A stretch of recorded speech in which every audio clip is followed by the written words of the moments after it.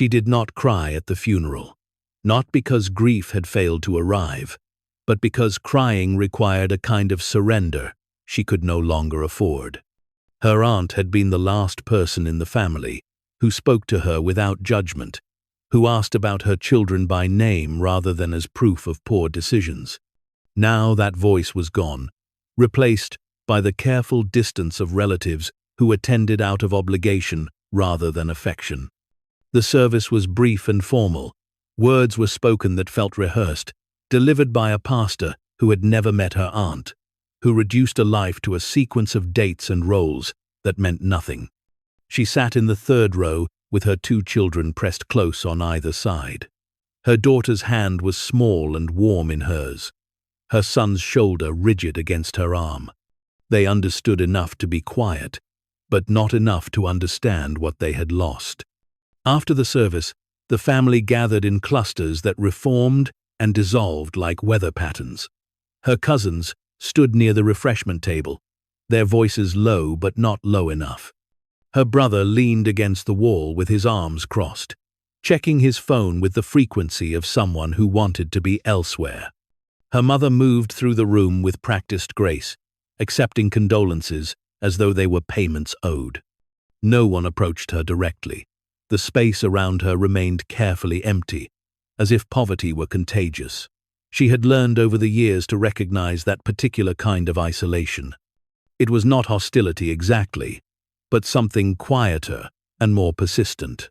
Disappointment that had calcified into permanence. Her aunt had been different. Even when the money ran out, even when the eviction notices started arriving, even when her marriage collapsed under the weight of debts that could never be repaid, her aunt had remained steady. She had not offered solutions because there were none. She had offered presence, which turned out to be rarer. The reading of the will took place in a small office that smelled of old paper and furniture polish. The lawyer was efficient and unsentimental, moving through the document with the practiced rhythm of someone who had done this many times before. Most of the estate went to her mother, as expected. A few items were designated for specific relatives: jewelry, furniture, a painting that had hung in the hallway for decades. When her name was called, the room grew quieter. She felt the shift in attention, subtle but unmistakable. Her mother's posture stiffened. Her brother glanced up from his phone. Her cousins exchanged looks that communicated more than words. The lawyer continued without pause. To her niece, the lawyer read, "I leave the antique mirror from my bedroom, along with my hope that she will see in it what I always saw in her." The silence that followed was not respectful. It was stunned, then faintly amused. Her cousin laughed first, a short sound quickly suppressed. Her brother shook his head slowly. Her mother's expression remained neutral, but her disappointment was evident in the slight tightening around her mouth. An old mirror. That was what she had been left. Not money to cover the rent that was 3 months overdue. Not help with the medical bills that arrived weekly like accusations. Not relief from the constant calculations that governed every purchase, every meal, every decision. A mirror. Her brother spoke first, his voice carrying the kind of casual cruelty that people mistake for honesty.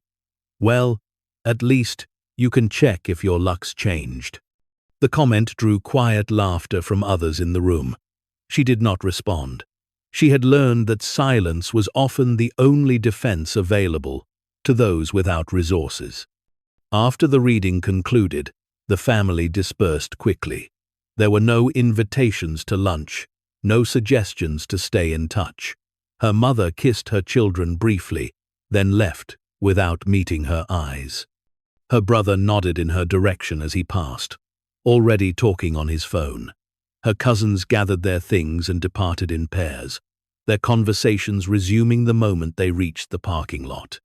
She remained seated, waiting for the room to empty, waiting for the weight in her chest to settle into something manageable. The lawyer returned to gather the documents, moving with the same efficient detachment he had shown throughout the proceedings. "Excuse me," she said. her voice quieter than she intended. "The mirror. When can I collect it?" The lawyer glanced at his notes. "It's still at your aunt's residence. The property is being cleared next week. You're welcome to retrieve it any time before then." He handed her a key, its weight surprising in her palm. "Just lock up when you're finished." The drive to her aunt's house took 40 minutes, longer than it should have, because her car's engine had been making a sound she could not afford to investigate.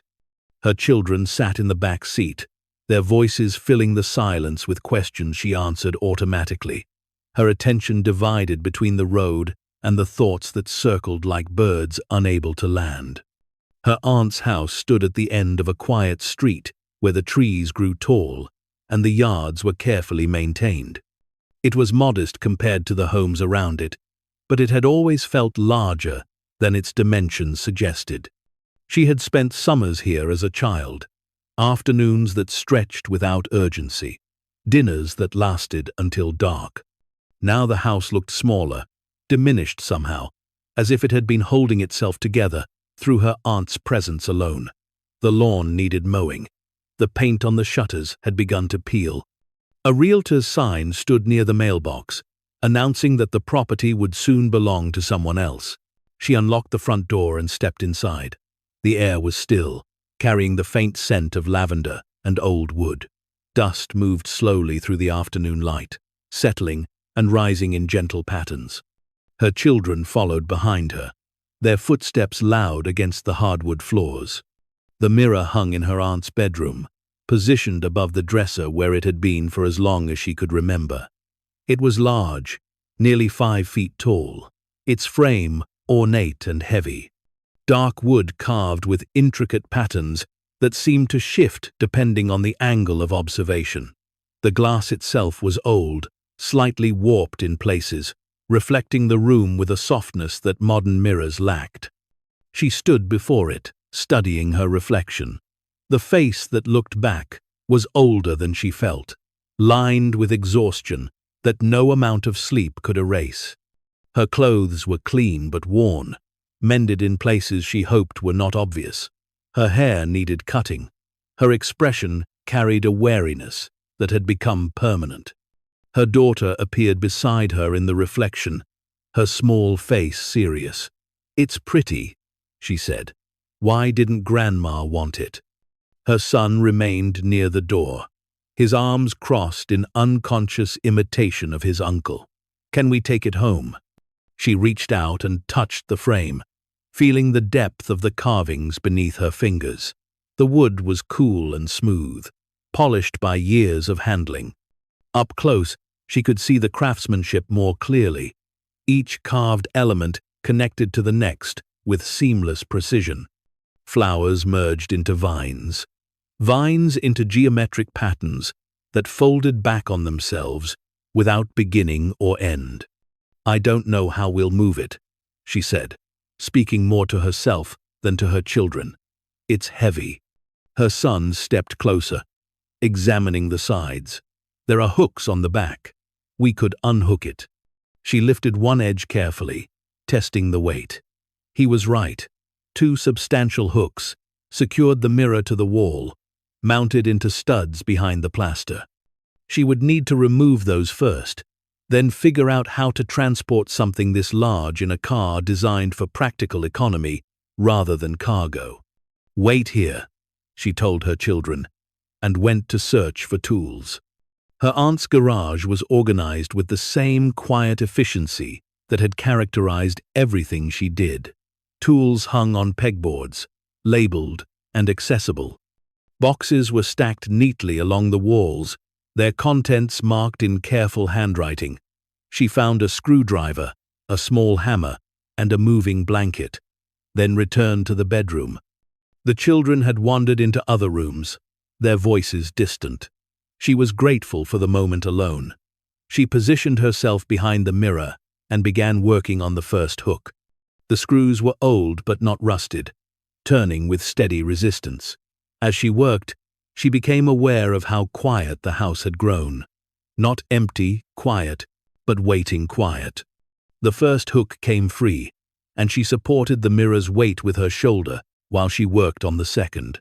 The frame was even heavier than she had anticipated, the wood dense and solid. When the second hook released, she guided the mirror down carefully, angling it away from the wall. Something shifted inside the frame. A faint sound, barely audible, like paper sliding against wood. She froze, listening. The sound did not repeat. She lowered the mirror further, resting its bottom edge on the dresser, and examined the back. The backing was original, she realized. Not the thin cardboard used in modern frames, but wood, fitted into grooves along the inner edge of the frame. The surface was dark with age, marked with small labels and stamps that had faded beyond legibility. In one corner, someone had written a date in ink that had turned brown, 1894. She ran her fingers along the edges, feeling for loose sections. The backing was secure, fitted tightly, but there was a slight gap near the bottom left corner, as if the wood had warped minimally over time. She pressed gently, testing. The backing shifted fractionally, then settled back. The sound came again, definitely paper, or something paper-thin, caught between the mirror glass and its backing. She thought of the old photographs sometimes stored in antique frames, the love letters tucked behind portraits, the small preservations of sentiment that families carried forward without explanation. Her aunt had loved history. She had collected old things, not for value, but for the stories they carried. The mirror might contain something similar, a photograph, perhaps, a letter, something personal that her aunt had wanted kept close but private. She considered leaving it undisturbed, respecting whatever privacy her aunt had maintained. But curiosity pushed back against restraint. If there was something there, something meant to be preserved, it deserved to be acknowledged rather than lost when the house changed hands. She returned to the garage and found a thin putty knife, the kind used for delicate work. Back in the bedroom, she positioned the mirror carefully on the floor, propped against the dresser at a safe angle. Her hands were steadier than she expected as she worked the blade into the gap at the corner, applying gentle pressure. The backing resisted at first, held by decades of compression and the natural settling of wood. She worked slowly, moving the blade incrementally, feeling for the point where resistance would yield. When it did, the backing lifted slightly, creating enough space for her to see what lay beneath. Paper, definitely paper, but not a single sheet. Multiple sheets, layered carefully, protected by the frame's solid construction. She widened the gap carefully, supporting the loosened section of backing with her free hand. The paper was old, yellowed at the edges, but remarkably preserved. She worked the putty knife further along the frame's edge, releasing more of the backing. As the gap widened, she could see that the papers had been folded, compressed, to fit the available space. They were not random insertions, but deliberate placements, arranged to fill the entire area between mirror and backing. Her pulse quickened, despite her efforts to remain calm. This was not a single photograph or letter. This was intentional storage. Her aunt had hidden something here, something she wanted protected but accessible, something worth preserving in a place where it would remain undiscovered unless someone specifically looked. She freed enough of the backing to slip her fingers behind it and began to extract the papers carefully. They came out in sections, stuck together lightly by time and compression. The first bundle consisted of letters, their envelopes yellowed but intact.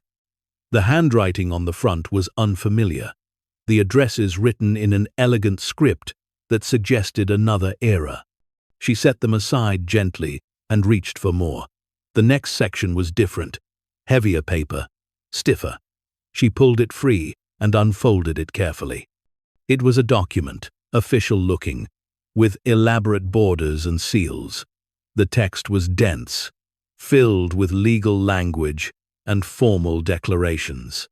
She scanned it quickly, not fully comprehending the details, but recognizing its importance from the weight of its presentation. More papers followed. Certificates, documents, letters bound with ribbon.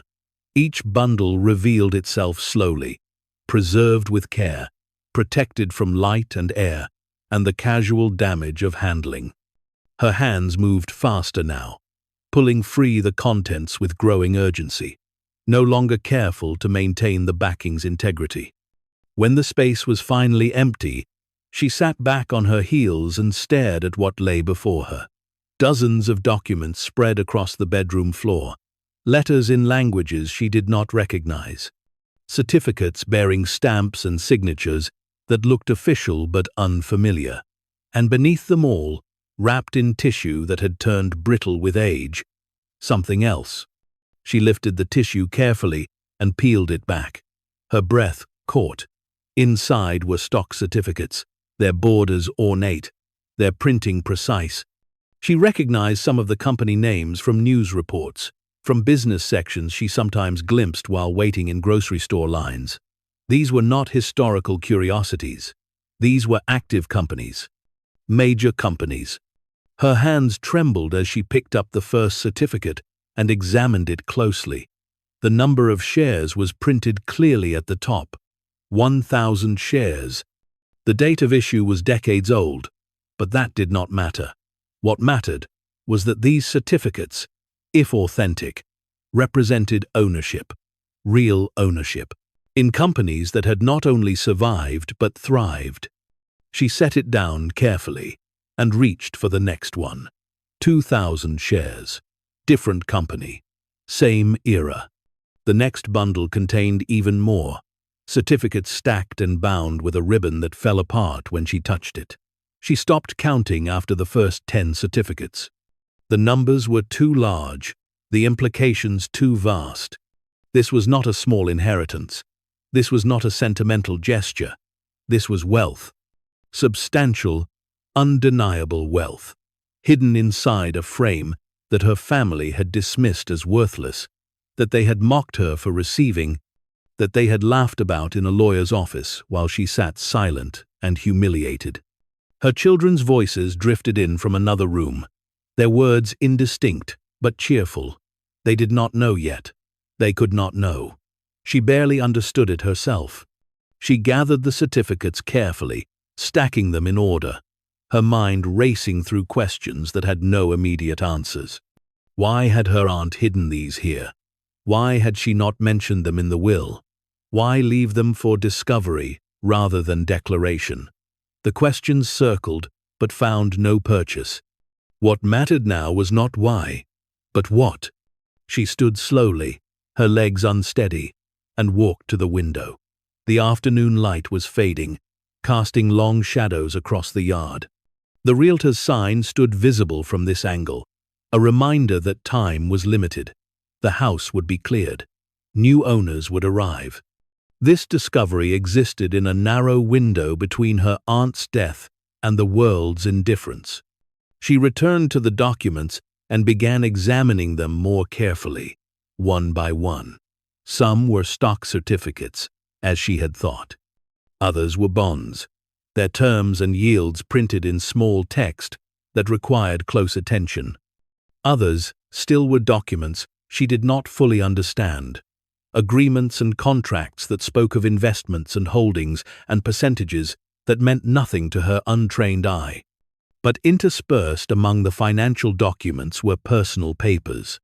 Letters written in her aunt's handwriting, addressed to no one, or perhaps to her, explaining in careful detail what each certificate represented, what each document meant, how they had been acquired, and why they had been preserved. She read one letter slowly, her aunt's voice clear in every sentence. The stocks had been purchased over decades, small investments made consistently, quietly, without fanfare or family knowledge. Her aunt had worked, saved, invested with discipline that defied the modest appearance of her life. She had built something substantial not through luck or inheritance, but through patience. The letter explained why the documents had been hidden. Her aunt had witnessed how money changed families, how it created expectations and entitlement, how it drew attention from people who cared more about wealth than the person who held it. She had wanted to live without that burden, to maintain relationships based on something other than financial potential. But she had also wanted the wealth to serve a purpose eventually. She had chosen her beneficiary carefully, not the person who needed money least, but the person who needed it most. Not the relative who would preserve wealth for its own sake, but the one who would use it to build something better. Not her mother, comfortable in her judgment. Not her brother, secure in his dismissal. Not her cousins, who had never asked how she was managing. Her, the one they had laughed at, the one they had pitied, the one who had sat silent in a lawyer's office while they mocked the only thing she had been left. She folded the letter carefully and set it aside. Her hands were no longer trembling. Her thoughts had begun to organize themselves into sequence rather than chaos.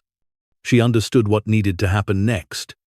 Not all of it, but enough to begin. First, she needed to secure everything.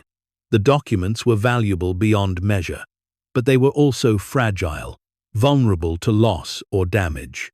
She gathered them carefully, returning them to the space behind the mirror's backing, then reconsidered. That hiding place had served its purpose. It was time for these documents to exist in the open, protected by proper channels rather than obscurity. She found a sturdy box in the garage, lined it with tissue paper, and transferred the documents carefully. Each certificate, each bond, each letter was placed with attention to order and preservation. When the box was full, she sealed it and carried it to her car, placing it in the trunk beneath the spare tire where it would remain hidden but accessible. Her children found her in the bedroom as she was replacing the backing on the mirror's frame. "Mom, can we go? We're hungry." She looked at them, really looked, and felt something shift inside her. They were young enough to be protected from the full weight of their circumstances, but old enough to sense it. They had learned to expect disappointment, to accept limits without question, to ask for less because asking for more invited rejection. That was about to change. "Yes," she said, "we can go. But first, help me carry this to the car." Together, they maneuvered the mirror down the stairs, through the front door, and secured it carefully in the back seat. It fit awkwardly, requiring creative positioning, but they managed. When they were finished, she locked her aunt's house and stood for a moment on the front step, key in hand. The house looked the same as it had an hour ago. The realtor's sign still stood in the yard. The lawn still needed mowing, but everything had changed. Her aunt's final gift had been delivered, not with ceremony or explanation, but with trust. Trust that she would find it. Trust that she would understand what it meant. Trust that she would do what needed to be done. She drove home slowly, hyper-aware of every turn, every bump in the road. The mirror sat behind her, its reflection capturing the fading light. Her children talked about dinner, about a show they wanted to watch, about ordinary things that felt newly precious, because they were about to become less desperate. Their apartment building came into view, its 3 stories of weathered brick and narrow windows unchanged by her knowledge. The same cars sat in the parking lot. The same broken light flickered above the entrance.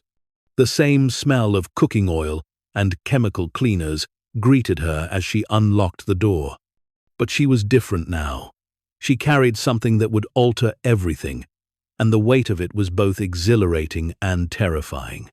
She helped her children carry the mirror up 2 flights of stairs, its bulk requiring stops at each landing. When they finally reached their apartment, she propped it against the wall in her bedroom and told the children to wash up for dinner. While they were occupied, she retrieved the box from her car and brought it inside, storing it in the back of her closet behind clothes and shoes, hidden in plain sight. Then she stood in the small kitchen, looking at the contents of her refrigerator, and made a decision. Tonight, they would eat what they had. Tomorrow, everything would begin to change. But she would not rush it. She would not make the mistakes that came from desperation or excitement. She would be methodical, careful, disciplined, like her aunt had been. She would build something lasting rather than something spectacular. She prepared dinner with more attention than usual, as if the ordinary act of making pasta and sauce had taken on ceremonial significance. Her children ate without complaint, unaware of the transformation, waiting just beyond their understanding. After dinner, she helped them with homework, listened to their stories about school, tucked them into bed with the same routine they had always known. Only when they were asleep did she return to her bedroom and open the box once more. She spread the documents across her bed, studying each one by the light of her bedside lamp. There were patterns in the holdings, strategies in the selection of companies, wisdom in the diversification. Her aunt had not been lucky. She had been smart. She took out her phone and began searching for information. Company valuations, stock prices, current holdings. The numbers were almost incomprehensible. Even accounting for taxes, for legal fees, for the complexity of transferring these holdings into her name, the sum was staggering. Generational wealth, life-changing wealth. Freedom measured not in comfort, but in possibility. She thought about her family, about the reading of the will, about the laughter that had followed the announcement of her inheritance. They had seen an old mirror. They had seen evidence of their own assumptions confirmed. They had seen what they had always seen, someone to be pitied rather than respected. They had been wrong, entirely, spectacularly wrong, and soon they would know it. That thought brought her both satisfaction and unease. She did not want revenge exactly. She wanted recognition, acknowledgement that she was more than their judgments had allowed, proof that their dismissal had been based on circumstance rather than character. But first came the practical work. She needed to understand what she had inherited, not just in financial terms, but in practical ones. She needed lawyers who specialized in estate transfers. She needed financial advisors who could help manage holdings of this size. She needed accountants who understood tax implications for sudden wealth. Most importantly, she needed discretion. If word spread before she had secured these assets properly, complications would follow. Family members would question the legitimacy of the inheritance. Lawyers might be consulted. The will might be challenged, not on legal grounds necessarily, but on emotional ones, the kind that create delay and expense and uncertainty. She would tell no one yet, not her children, not her friends, not anyone. The secret would remain exactly that until everything was properly established, until the wealth had been transferred completely and irrevocably into her control. She carefully returned the documents to their box and stored it in her closet once more. Then she lay in bed, staring at the ceiling, her mind too active for sleep. The life she had known, the one defined by scarcity and struggle, was ending. What replaced it would be shaped by the decisions she made now. In these first hours of understanding, her aunt had trusted her with this, not just with wealth, but with the wisdom to use it properly. That trust felt heavier than the financial burden, more demanding than any amount of money. She could not squander it. She could not become the person her family assumed she would become if fortune smiled upon her. Frivolous, careless, changed by comfort into someone unrecognizable. She would prove them wrong, not by flaunting wealth, but by building something meaningful with it. She would prove that poverty had not defined her character, only her circumstances. And she would do it quietly, with the same discipline her aunt had shown, so that when they finally understood what had happened, they would have no choice but to acknowledge what they had missed. As sleep finally began to claim her, one thought rose above the others and refused to be dismissed. The mirror her family had laughed about, the inheritance they had mocked, had contained more wealth than any of them would likely see in their lifetimes, and she alone had been trusted to find it. The morning arrived without ceremony, grey light filtering through the thin curtains of her bedroom. She woke before her alarm, her mind already moving through the day's requirements with unusual clarity. Her children needed to be fed, dressed, and delivered to school. She needed to work her shift at the grocery store, 8 hours of scanning items and making change, and standing until her feet ached.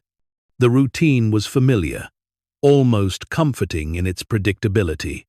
But beneath that surface routine, another layer of awareness pulsed steadily.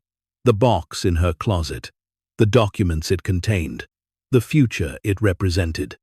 She pushed the thoughts aside deliberately, allowing herself this final morning of normalcy before everything changed. Breakfast was quick, cereal and milk, orange juice poured into plastic cups. Her daughter talked about a field trip coming up next month, permission slip required, $5 for admission. Her son mentioned needing new shoes, his current pair splitting along the sole. Small needs that until yesterday had felt enormous, calculations that required shifting other expenses, juggling dates on bills, choosing which necessity to delay. "I'll take care of it," she said, and meant it in a way she never had before. They heard only the words, not the weight behind them. "Good," her daughter said. "Can we have pancakes tomorrow? We haven't had pancakes in forever." "Tomorrow," she said. Yes, tomorrow would be different. Tomorrow she would make calls, begin the process of transformation. Today was for maintaining appearances, for not drawing attention, for letting the world continue to see what it expected. The drive to school was routine. Her car made the same troubling sound, the engine rattling in a way that suggested expensive repairs she could now afford but would not yet pursue. Not until everything was secured. Not until the wealth was transferred properly and the danger of loss had passed. She kissed her children goodbye at the school entrance and watched them join the flow of students moving toward the building. They looked like every other child, backpacks heavy, movements quick. No one looking at them would guess what was about to change. That anonymity felt important, protective. The grocery store where she worked stood at the edge of a shopping center, its sign faded, its parking lot dotted with potholes. She had worked there for 3 years, long enough that the routine required no conscious thought. Clock in, tie apron, stand at register 7, begin the rhythm of scan and bag, interrupted only by price checks and customer complaints, and the occasional need to call for a manager. Her co-workers greeted her with familiar nods. Deb, working register 8, complained about her schedule. Miguel, stocking produce, mentioned his daughter's upcoming graduation. Carol, the assistant manager, reminded everyone about the policy update regarding break times. The conversation flowed around her, requiring minimal participation, allowing her to maintain presence without full attention. As she scanned items throughout the morning, her thoughts returned persistently to the documents in her closet. She had researched late into the night after the children slept, learning what she could about the companies whose stocks she now apparently owned. Technology firms, pharmaceutical companies, consumer goods manufacturers, each one a name she recognized dimly from news reports or advertisements, transformed now into something personal and immediate. The stock certificates dated back decades, purchased when those companies were younger, less proven, significantly cheaper. Her aunt had invested small amounts consistently, choosing companies not for quick returns, but for long-term stability. Over time, Through splits and growth and reinvested dividends, those small investments had multiplied beyond recognition.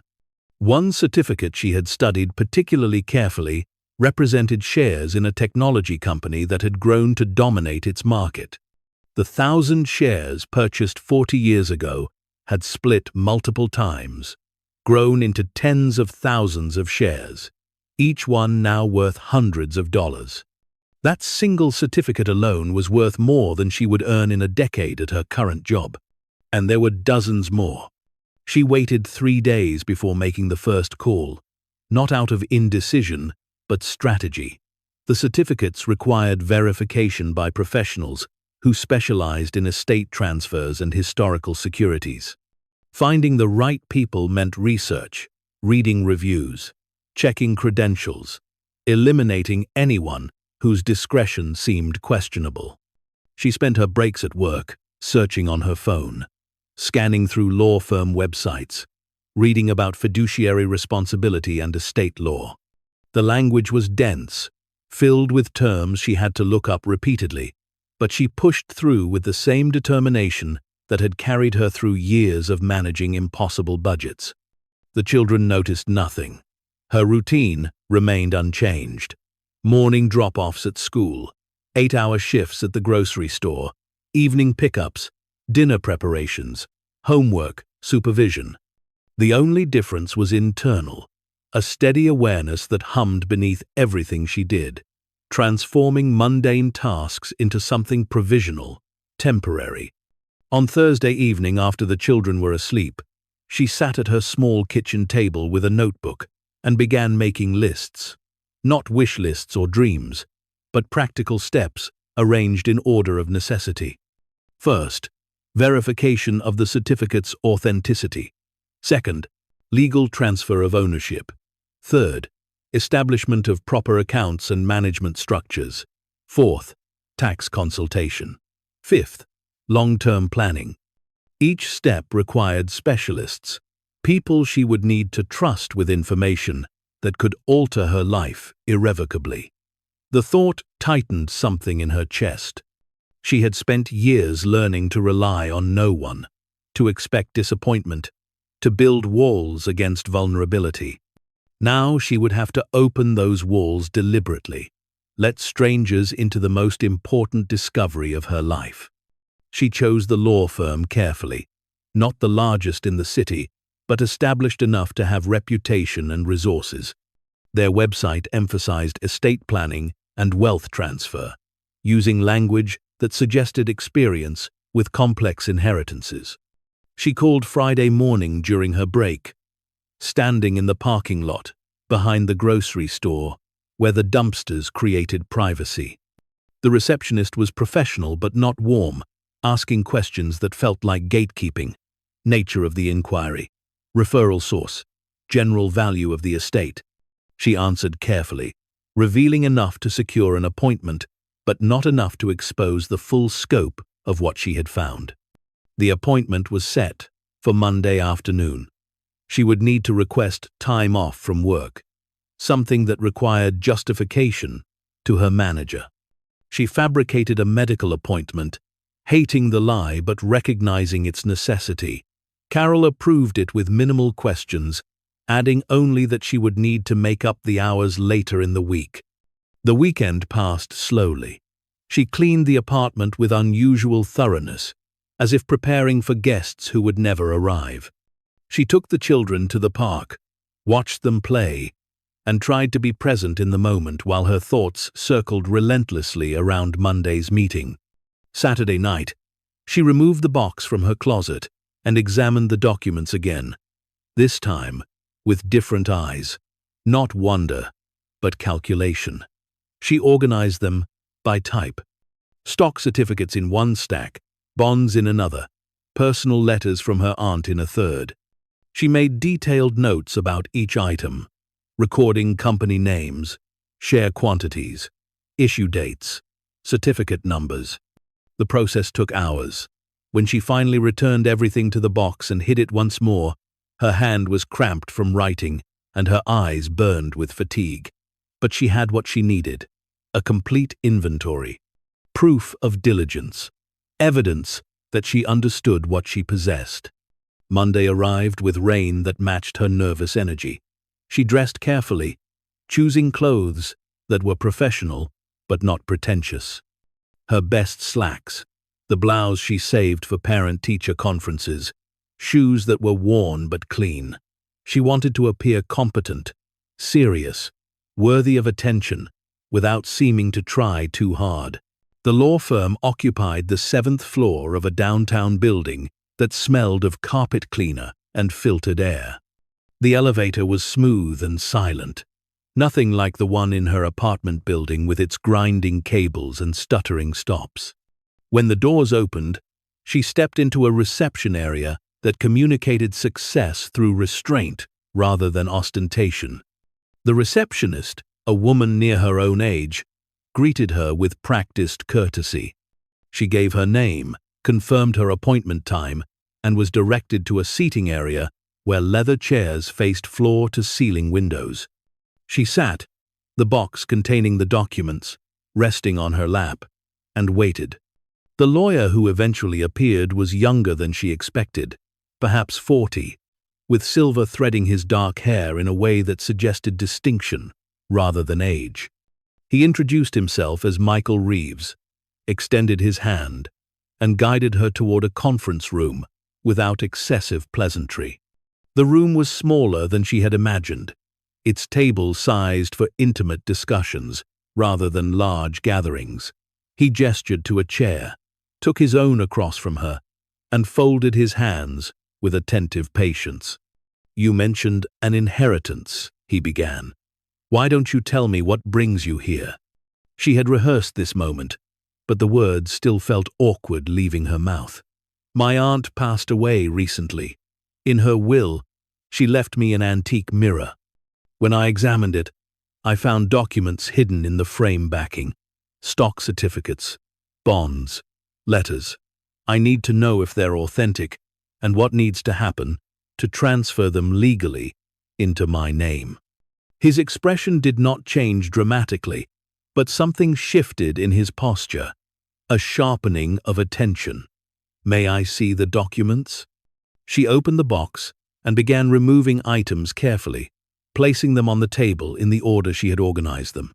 He watched, without reaching out, allowing her to arrange everything before he touched anything. When she finished, he leaned forward and began examining each certificate methodically. The silence stretched. She forced herself not to fill it with nervous explanation. He would either believe her or he would not. The documents would be authentic or they would not. Her words could not change either outcome. After several minutes, he looked up. "These appear genuine. Obviously, I will need to verify that with the transfer agents. But the printing, the paper quality, the seals, everything suggests authenticity." He paused, studying her face. "Do you understand what you have here?" "I think so," she said quietly. "A lot of money." A corner of his mouth lifted, not quite a smile. "That's accurate, but insufficient. What you have here is generational wealth, life-changing wealth. If these certificates are genuine and properly transferred, you are looking at holdings worth well over $200 million. The number landed differently when spoken aloud by someone else. She had calculated it herself, checked and rechecked the math, but hearing it confirmed by a professional made it real in a way that private knowledge had not. She felt suddenly dizzy, the room tilting slightly before stabilizing. "Are you all right?" His voice carried concern, without condescension. "Yes," she managed. "It's just, I knew the number, but hearing you say it." He nodded. "That's a normal reaction. Now, let me explain what happens next. First, we need to verify each certificate with the respective company's transfer agents. That process can take several weeks. Second, we will need to establish your legal right to these assets through your aunt's estate. Do you have a copy of the will?" Yes. She had brought it, folded in the back of the box. He examined it carefully, reading the relevant section multiple times. This is straightforward. The mirror and its contents were left to you explicitly. As long as no one contests the will, and there is no reason they should based on this language, transfer will be clean. What if someone does contest it? The question emerged before she could stop it. On what grounds? His response was immediate, sharp. The will is clear. Your aunt had testamentary capacity. She specified exactly what she was leaving and to whom. Unless someone can prove fraud or undue influence, which would be nearly impossible given that the documents were hidden, there is no legitimate basis for challenge. She felt something loosen in her chest. My family. They laughed when I inherited the mirror. They thought it was worthless. His expression remained neutral, professional. Many people underestimate the value of antiques. That works in your favor now. Their dismissal means they are unlikely to suspect what you have found. My advice is to keep this confidential until the transfer is complete. Once everything is properly in your name, they can learn whatever you choose to tell them. The meeting continued for another hour. He explained the verification process, the timeline she should expect, the documentation she would need to provide. He discussed tax implications, suggesting she would need to consult with a CPA who specialized in large inheritances. He mentioned wealth management, the need for proper investment strategies, the importance of protecting assets once they were transferred. Before she left, he asked a question that surprised her. What do you plan to do with this wealth? She had not expected to be asked, had not prepared an answer. She thought of her children sleeping in the bedroom they shared, of the eviction notice that had arrived 2 months ago, of the medical bills stacked on her kitchen counter, of the thousands of small indignities that accompanied poverty. First, she said, I am going to make sure my children are secure. Education, healthcare, housing, everything they need. Then, I don't know yet. I want to do something meaningful, something my aunt would have approved of, but I need time to think about what that means. He nodded, apparently satisfied. That is a good answer. Restraint is rare in people who suddenly acquire wealth. Hold on to it. He stood, extending his hand once more. I will begin the verification process immediately. Expect to hear from me within the week. She left the building feeling both lighter and heavier. Lighter because she had taken the first real step, sought professional guidance, begun the process of transformation. Heavier because the enormity of what lay ahead had become tangible. The rain had stopped. She stood on the sidewalk outside the building, the box once again in her hands, and allowed herself a moment of stillness. People moved past her, intent on their own concerns, unaware that the woman they brushed against carried documents worth more than most of them would earn in a lifetime. She returned to work the next day, and the day after that, scanning groceries, making change, maintaining the routine that had defined her life for years. But everything felt slightly removed now, as if she were watching herself perform a role rather than living it directly. Deb complained about her ex-husband's missed child support payments. Miguel worried about paying for his daughter's college. Carol stressed over labor costs and profit margins. Their concerns were real, immediate, pressing. She listened and responded appropriately, but could not shake the awareness that she was no longer part of the same struggle. The call from Michael Reeves came on Thursday, earlier than expected.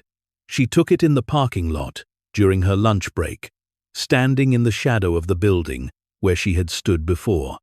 Good news, he said without preamble.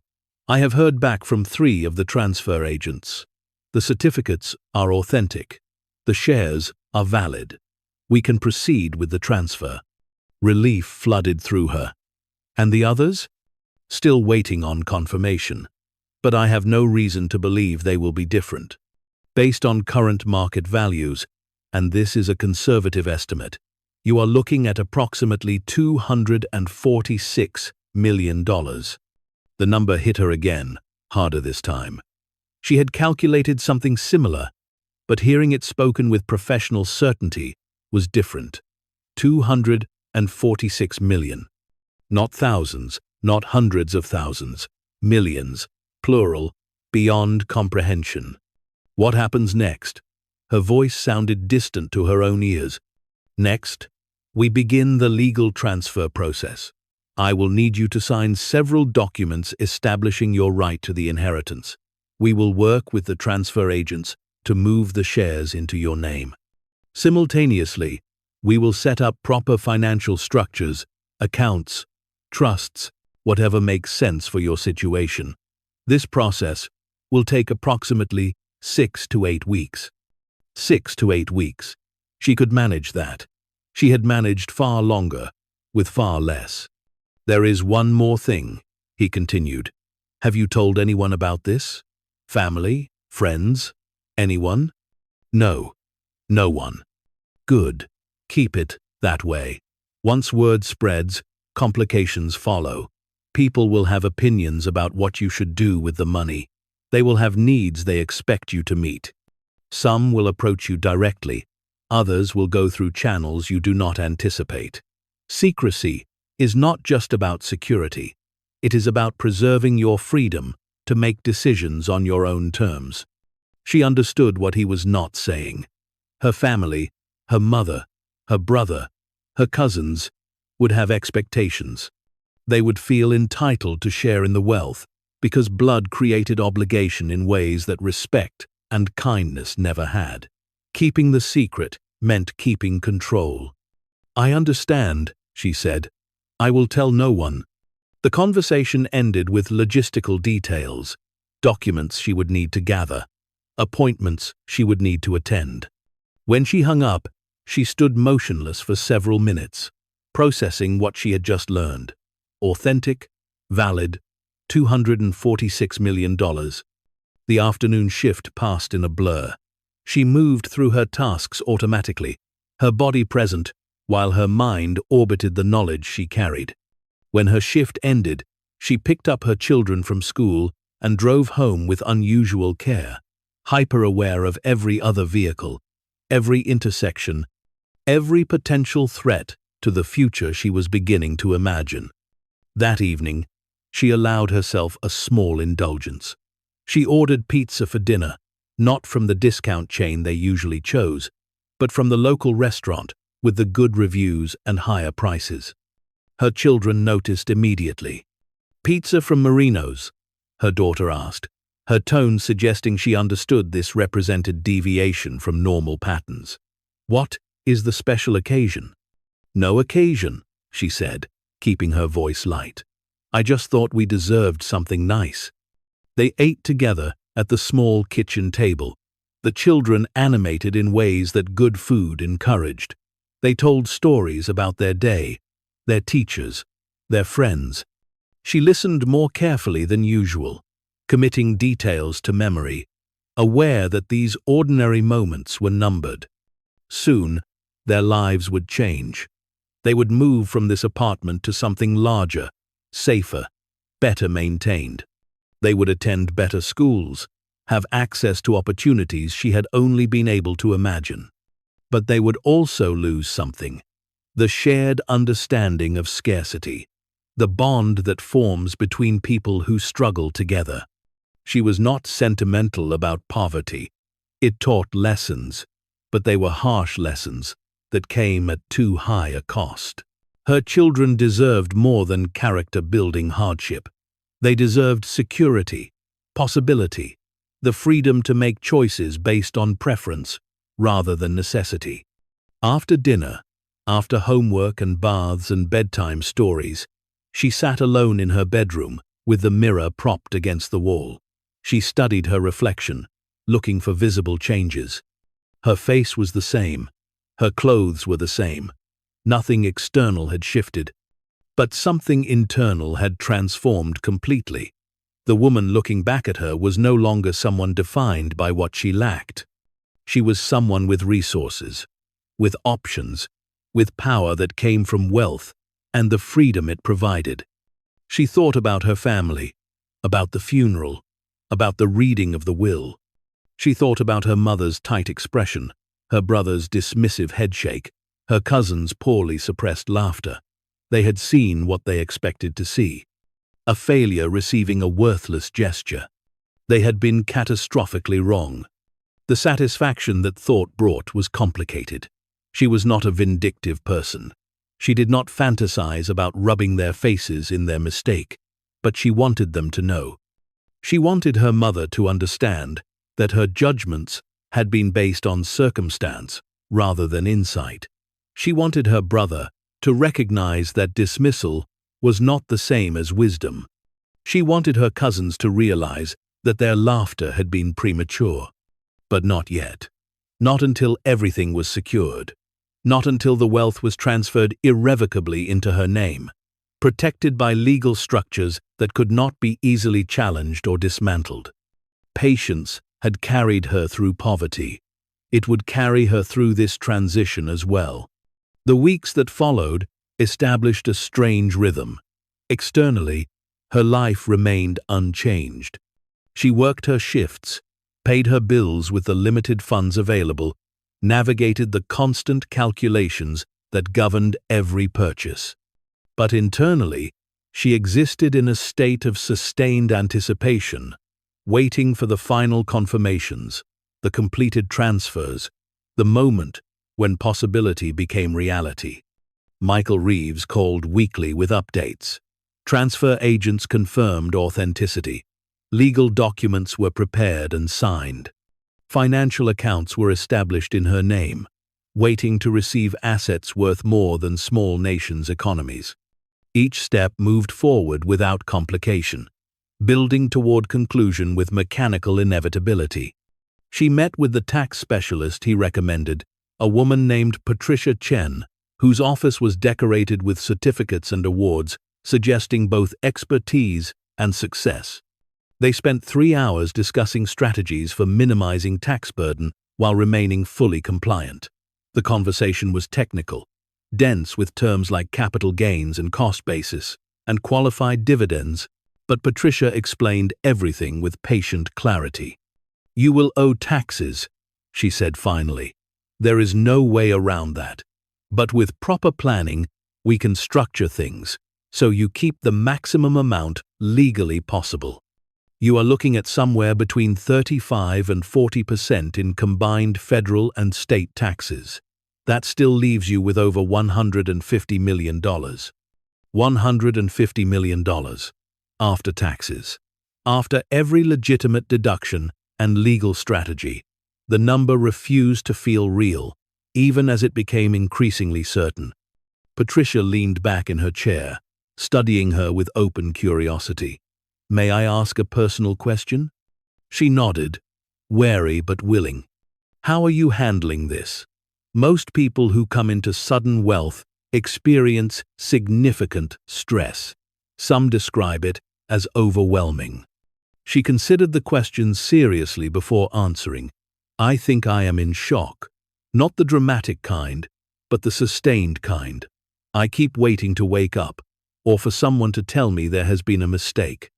At the same time, I am trying to stay focused on the practical steps because that feels manageable. The emotional part, the reality of what this means, I think that will hit me later." Patricia nodded. "That is a healthy approach. When the emotional impact does arrive, and it will, do not hesitate to seek support. Therapists who specialize in sudden wealth exist for exactly this reason. Money solves some problems, but creates others. Being prepared for that is important." The comment stayed with her. She had always associated wealth with solution, with the end of difficulty. It had not occurred to her that new problems might emerge, different in kind but equally real. The thought was unsettling. By the 6th week, most of the verifications were complete. Only 2 certificates remained pending, both from smaller companies whose transfer agents moved more slowly. Michael Reeves assured her this was normal. that the delays meant nothing except bureaucratic inefficiency.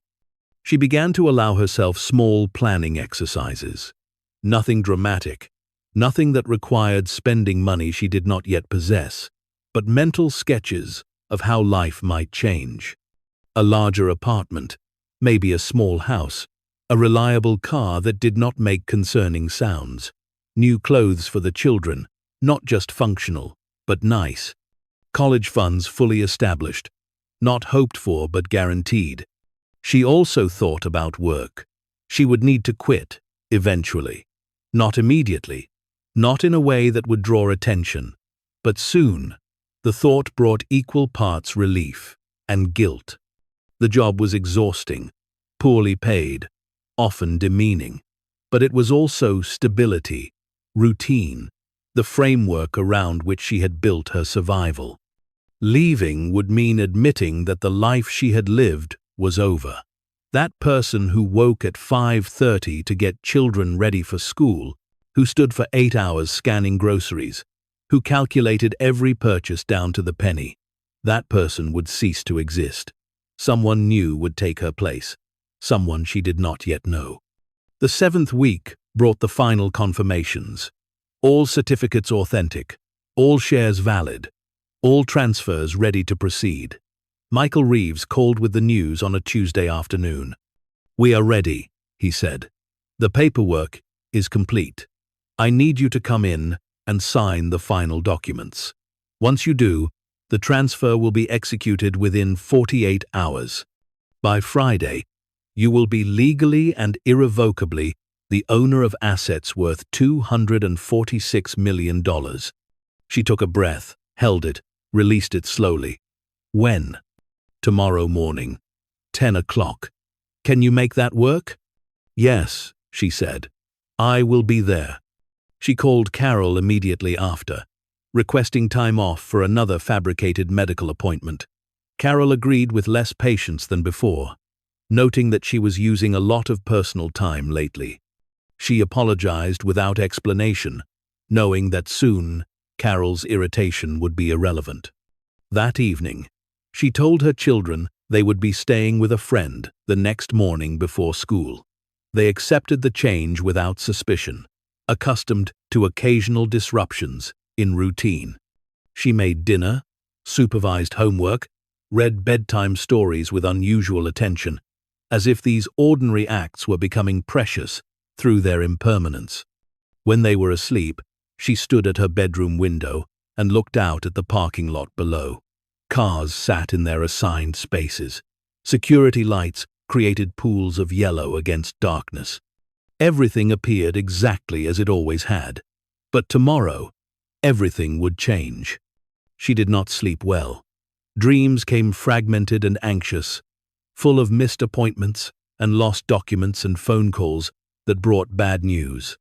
She woke repeatedly, checking the time, calculating hours remaining, then forcing herself back toward rest that never fully arrived. Morning came early. She dressed with more care than usual, choosing the same professional outfit she had worn to her first meeting with Michael Reeves. She dropped the children at her neighbor's apartment, promising to pick them up before school started, then drove downtown through light traffic that seemed designed to move her toward destiny. The law firm's reception area was empty when she arrived.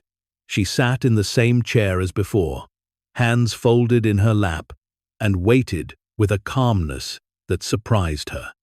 This was the culmination of weeks of careful progress. Nothing about it required drama. Michael Reeves appeared precisely at 10. He guided her to the same conference room, where documents were already arranged in neat stacks across the table. He sat across from her and began explaining each section with methodical patience. These documents establish the legal transfer of all assets from your aunt's estate to you personally. These establish the financial accounts where the assets will be held. These establish the trust structures we discussed for tax optimization and asset protection.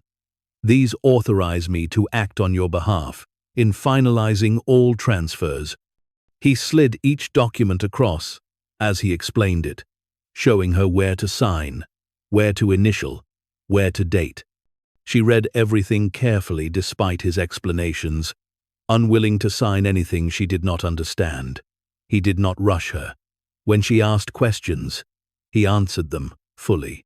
The process took 90 minutes. When the final signature was complete, he gathered all the documents, aligned them with precise movements, and looked at her with an expression she could not quite read. "Congratulations," he said. "As of this moment, you are an extremely wealthy woman. The transfers will be executed today. By tomorrow morning, you will see the assets reflected in your accounts. The number will be substantial, more than most people can immediately comprehend. Do not panic. Do not make any large decisions immediately. Give yourself time to adjust." She nodded, trusting his guidance, because she had no experience to contradict it. "One more thing," he continued. "I need to ask again. Have you told anyone about this?" "No one." "When do you plan to tell people?" She considered the question. "I need to tell my children soon. They will notice changes. Beyond that, I am not sure. My family, they will find out eventually, but I want to control when and how." "Smart," he said. "Your children will adjust more easily than adults. As for your family, remember that you are under no obligation to explain yourself. This is your inheritance. Your aunt chose you for a reason. How you use the wealth is your decision alone." The words settled over her like permission she had not realized she needed. She left the building and returned to her car, sitting in the driver's seat without starting the engine. Tomorrow morning, she would wake up with access to $246 million. Tomorrow afternoon, her life would begin to change in ways both visible and subtle. Tomorrow evening, she would start telling the people who needed to know. But today, right now, she existed in the space between old life and new. She was still the woman who worked at a grocery store, who worried about rent, who calculated every expense. But she was also the woman who had discovered hidden wealth, who had secured it properly, who would soon begin building something her children could depend on and her aunt would have been proud of. She started the car and drove to pick up her children from her neighbor's apartment. They greeted her with casual affection, unaware that their mother had just signed documents that would alter their lives forever. She took them to school, kissed them goodbye, and watched them join the flow of students with a mixture of love and anticipation. Tonight, she would tell them. She would explain that their great-aunt had left them something special, that their circumstances were about to change, that life was going to get easier in ways they might not immediately understand. She would prepare them gently, carefully, protecting their innocence while opening doors to possibility. But first, she had one more shift at the grocery store, one final day of the life she was leaving behind. She drove to work with unusual awareness, noticing details she normally overlooked. The way morning light filtered through the parking lot's trees, the sound of shopping carts being gathered, the familiar faces of co-workers arriving for their shifts. She clocked in, tied her apron, and took her position at Register 7. Deb arrived moments later, already complaining about something. Miguel waved from the produce section. Carol moved through the store with her usual efficiency, checking displays, talking to vendors, maintaining the careful operation of a business that existed on thin margins. She scanned items and made change, greeted customers, and bagged groceries. The work required no thought, allowing her mind to drift forward toward the evening ahead, toward the moment when she would sit her children down and explain that everything was about to change. A customer placed items on the belt: milk, bread, peanut butter, generic brands chosen for price rather than preference. She recognized the careful selection, the calculation behind each choice. She had made those same decisions countless times. "Your total is $23.47, she said. The customer, a woman roughly her age, counted out bills and coins with visible concentration. When she finished, she was 37 cents short. Her face flushed. "I am sorry. Let me put something back." Before she could stop herself, before she could think through the implications, she reached into her own pocket and placed 2 quarters on the counter. "Keep everything," she said. "It is covered." The woman looked at her with surprised gratitude. "Are you sure?" She smiled, genuinely. "I am sure." The woman gathered her bags and left, murmuring thanks. The gesture had cost her 50 cents. Yesterday, 50 cents would have mattered.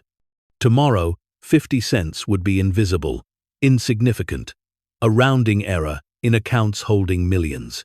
But today, it meant something. It meant she remembered. It meant she understood. It meant that whatever changes tomorrow brought, some part of her would remain connected to the person she had been. Her shift ended at 3. She clocked out, untied her apron, and walked to her car without looking back. Tomorrow morning, she would call Carol and give notice. 2 weeks, properly professional, no drama. But today was done, the last day of the life before. She picked up her children from school and drove home, her thoughts already organizing toward the evening ahead. Dinner first, something simple but nice.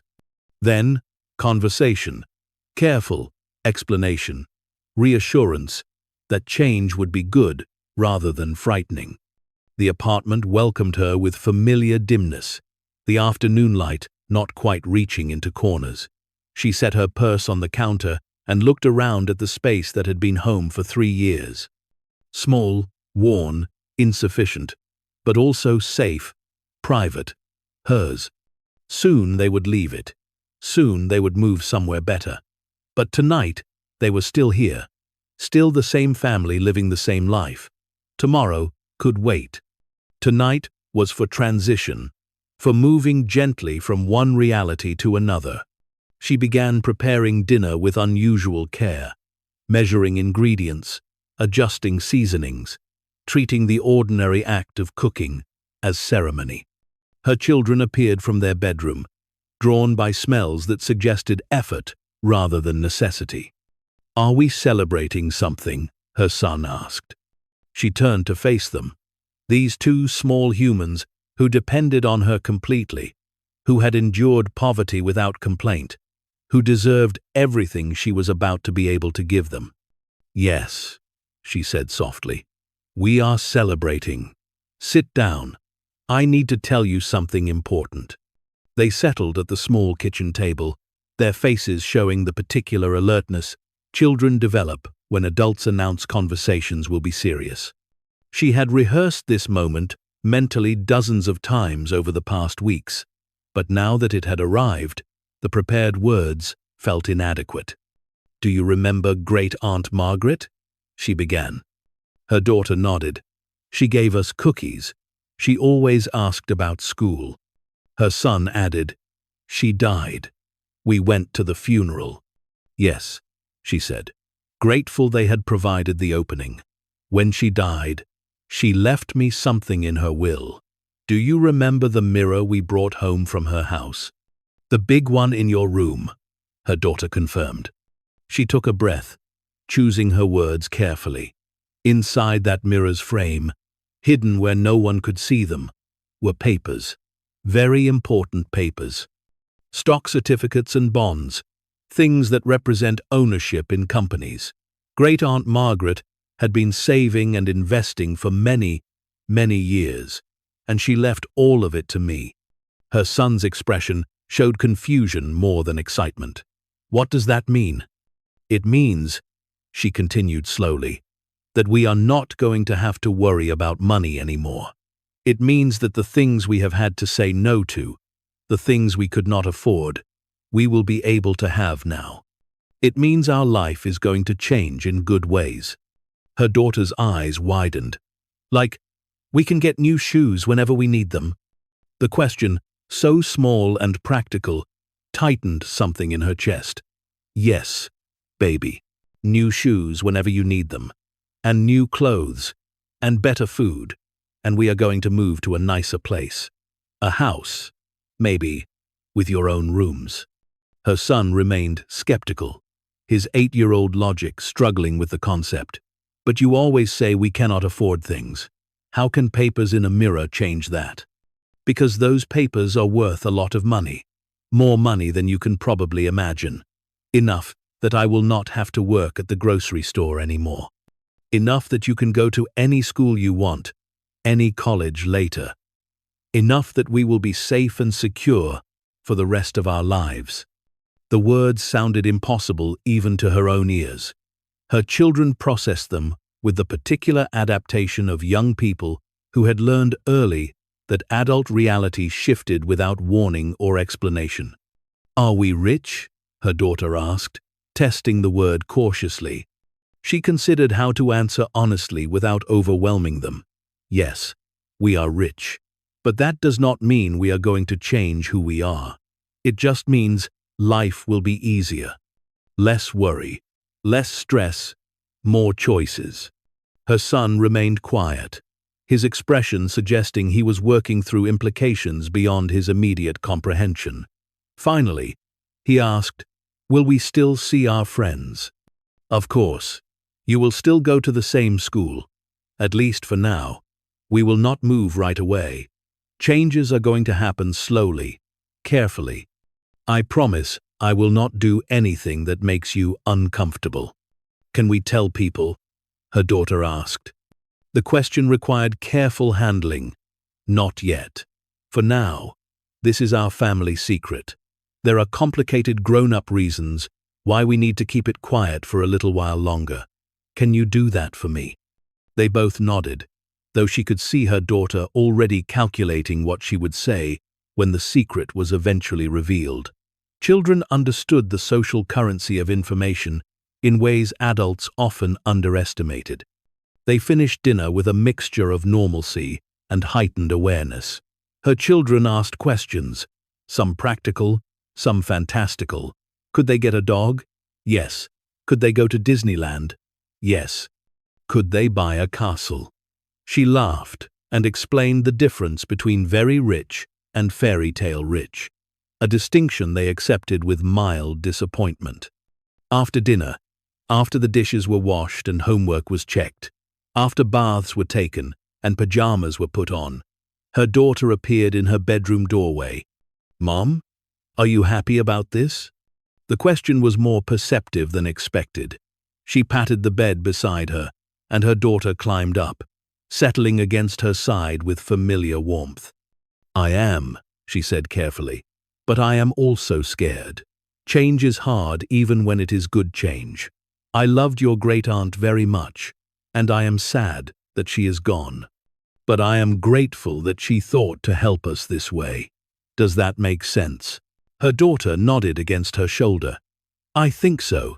Are you going to tell Grandma?" The question struck at the heart of what she had been avoiding thinking about directly. Eventually, yes, but not yet. Grandma and Uncle James, and everyone. They did not think the mirror was important. They laughed when I inherited it. I want to wait until everything is completely settled before I tell them. Because they were mean about it. The directness startled her. Her daughter had noticed more than she realized. "Not mean exactly," she said slowly, "but they did not understand. They made assumptions, and I want to prove those assumptions wrong."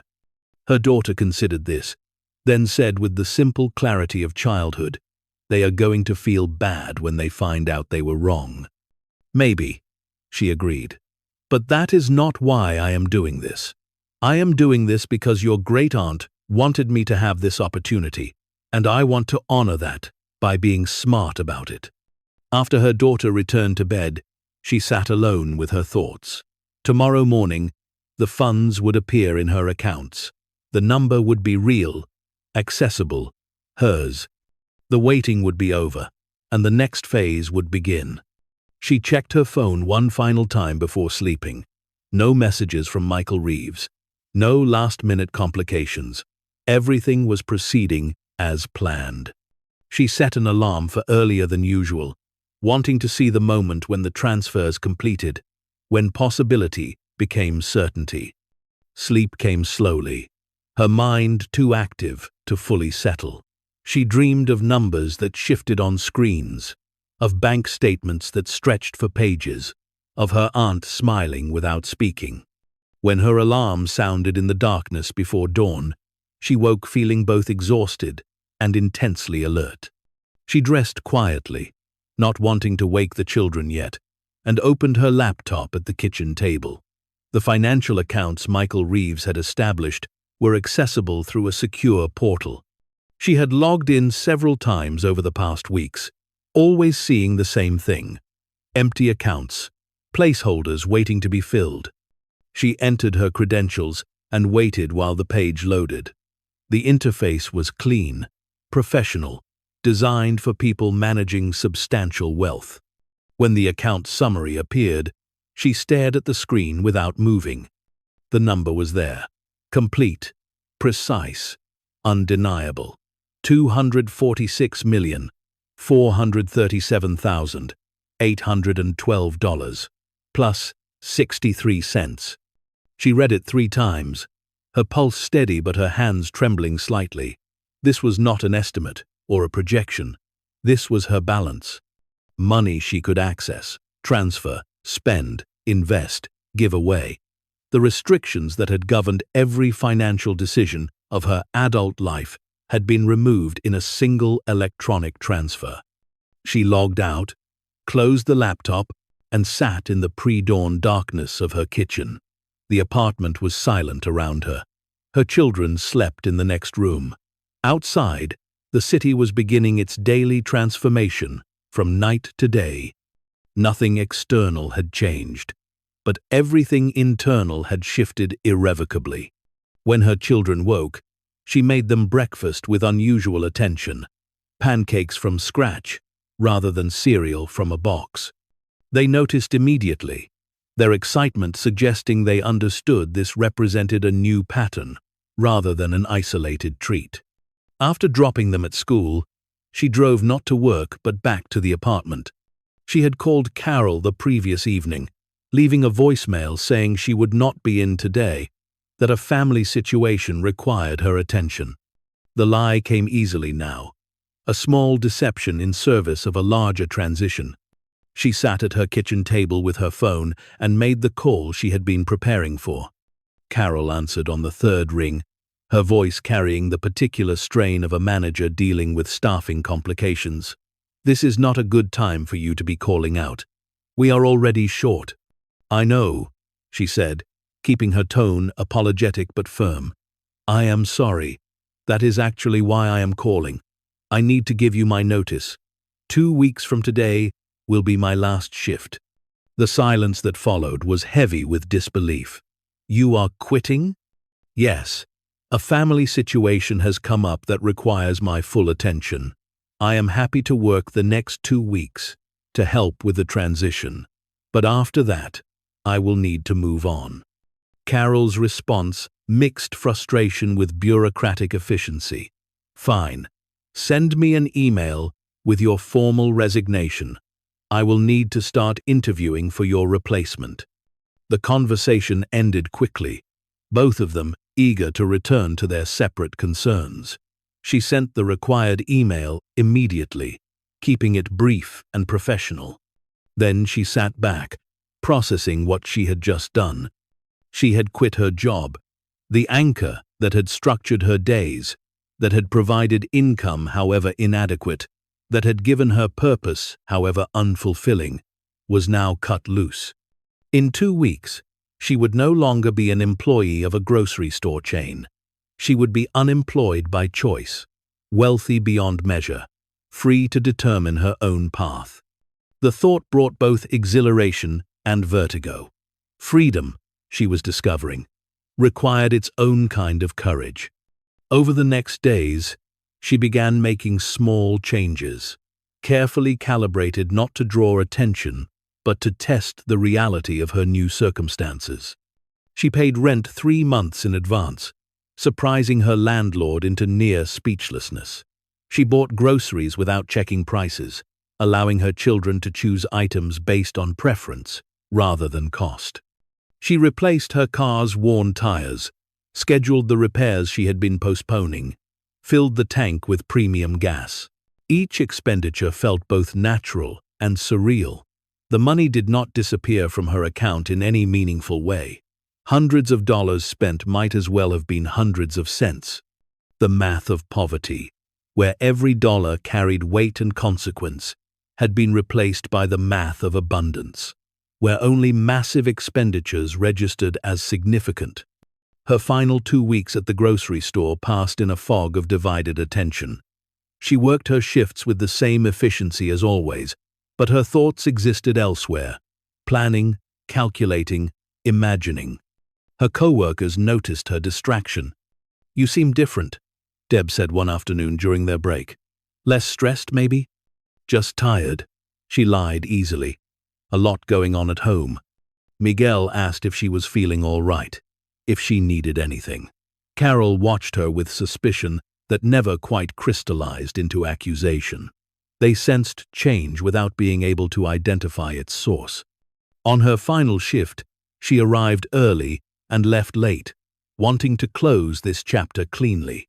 Deb hugged her goodbye, making her promise to stay in touch. Miguel gave her his daughter's graduation announcement, hoping she could attend. Carol shook her hand with professional formality and wished her luck, though the sentiment felt perfunctory. She drove home from her last shift, feeling lighter than she had expected. The job had not been meaningful, but it had been stable. Leaving it meant accepting that stability would now come from wealth rather than wages, a shift that required trusting something she had never before possessed. That evening, she took her children to dinner at a restaurant they had always passed, but never entered. The menu listed prices that would have been prohibitive weeks ago. Now, they were irrelevant. She ordered appetizers, entrees, desserts, without hesitation. Her children's delight transformed the meal into celebration. As they ate, she studied their faces, committing this moment to memory. They were young enough to adapt quickly, to accept the changes as simply new normal. But they would remember this, she thought. Years from now, they would remember the transition from before to after, and this meal would mark the boundary. The next morning, she met with a real estate agent Michael Reeves had recommended. The woman, professional and efficiently perceptive, showed her properties in neighborhoods she had never considered accessible. Houses with yards, with multiple bedrooms, with updated kitchens and finished basements. Spaces designed for comfort rather than mere function. She found herself overwhelmed by choices. Every house was possible. Every neighborhood was within reach.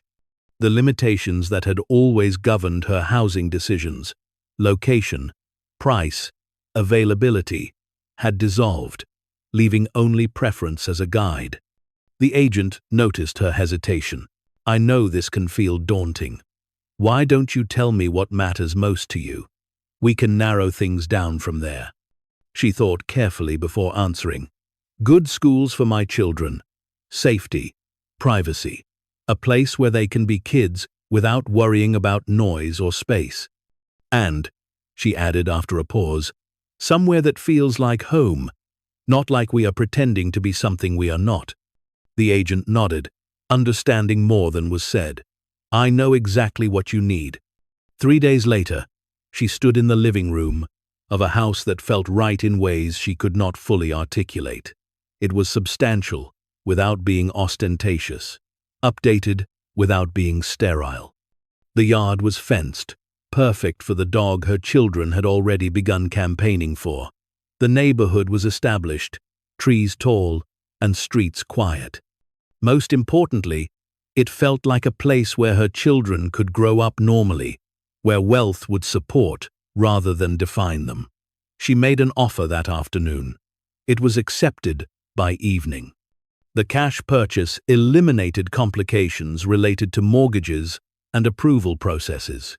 Within 3 weeks, the house would be theirs. She told her children over dinner, showing them photos on her phone. Their excitement was immediate and genuine, already planning which rooms would be whose, what color they would paint their walls, where the dog would sleep. That night, after they had gone to bed, she walked through the apartment one final time. This space had sheltered them through difficult years. Its walls had absorbed their frustrations, their tears, their small victories.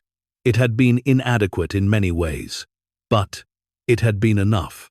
She felt no nostalgia for poverty itself, but she felt gratitude for what they had survived together, for the resilience they had developed, for the understanding that security came not from external circumstances, but from commitment to each other. The move happened over a single weekend, professional movers handling everything with efficiency that made the process feel almost dreamlike. Her children ran through empty rooms claiming spaces, their voices echoing in ways that suggested possibility. She unpacked boxes with care, arranging their belongings in the new house, with attention to creating comfort rather than merely filling space. On their first night in the new house, she tucked her children into beds in their own rooms, separate spaces that still felt strange to all of them. Her daughter whispered that her room felt too big, too quiet. Her son admitted he was a little scared of the unfamiliar darkness. She sat with each of them, explaining that change required adjustment, that strange would become familiar, that they would learn to love this place as they had loved their small apartment. Eventually, they slept, and she moved through the house, turning off lights, locking doors, performing the rituals of securing a home that was truly theirs. Weeks passed in a rhythm of settlement and adjustment.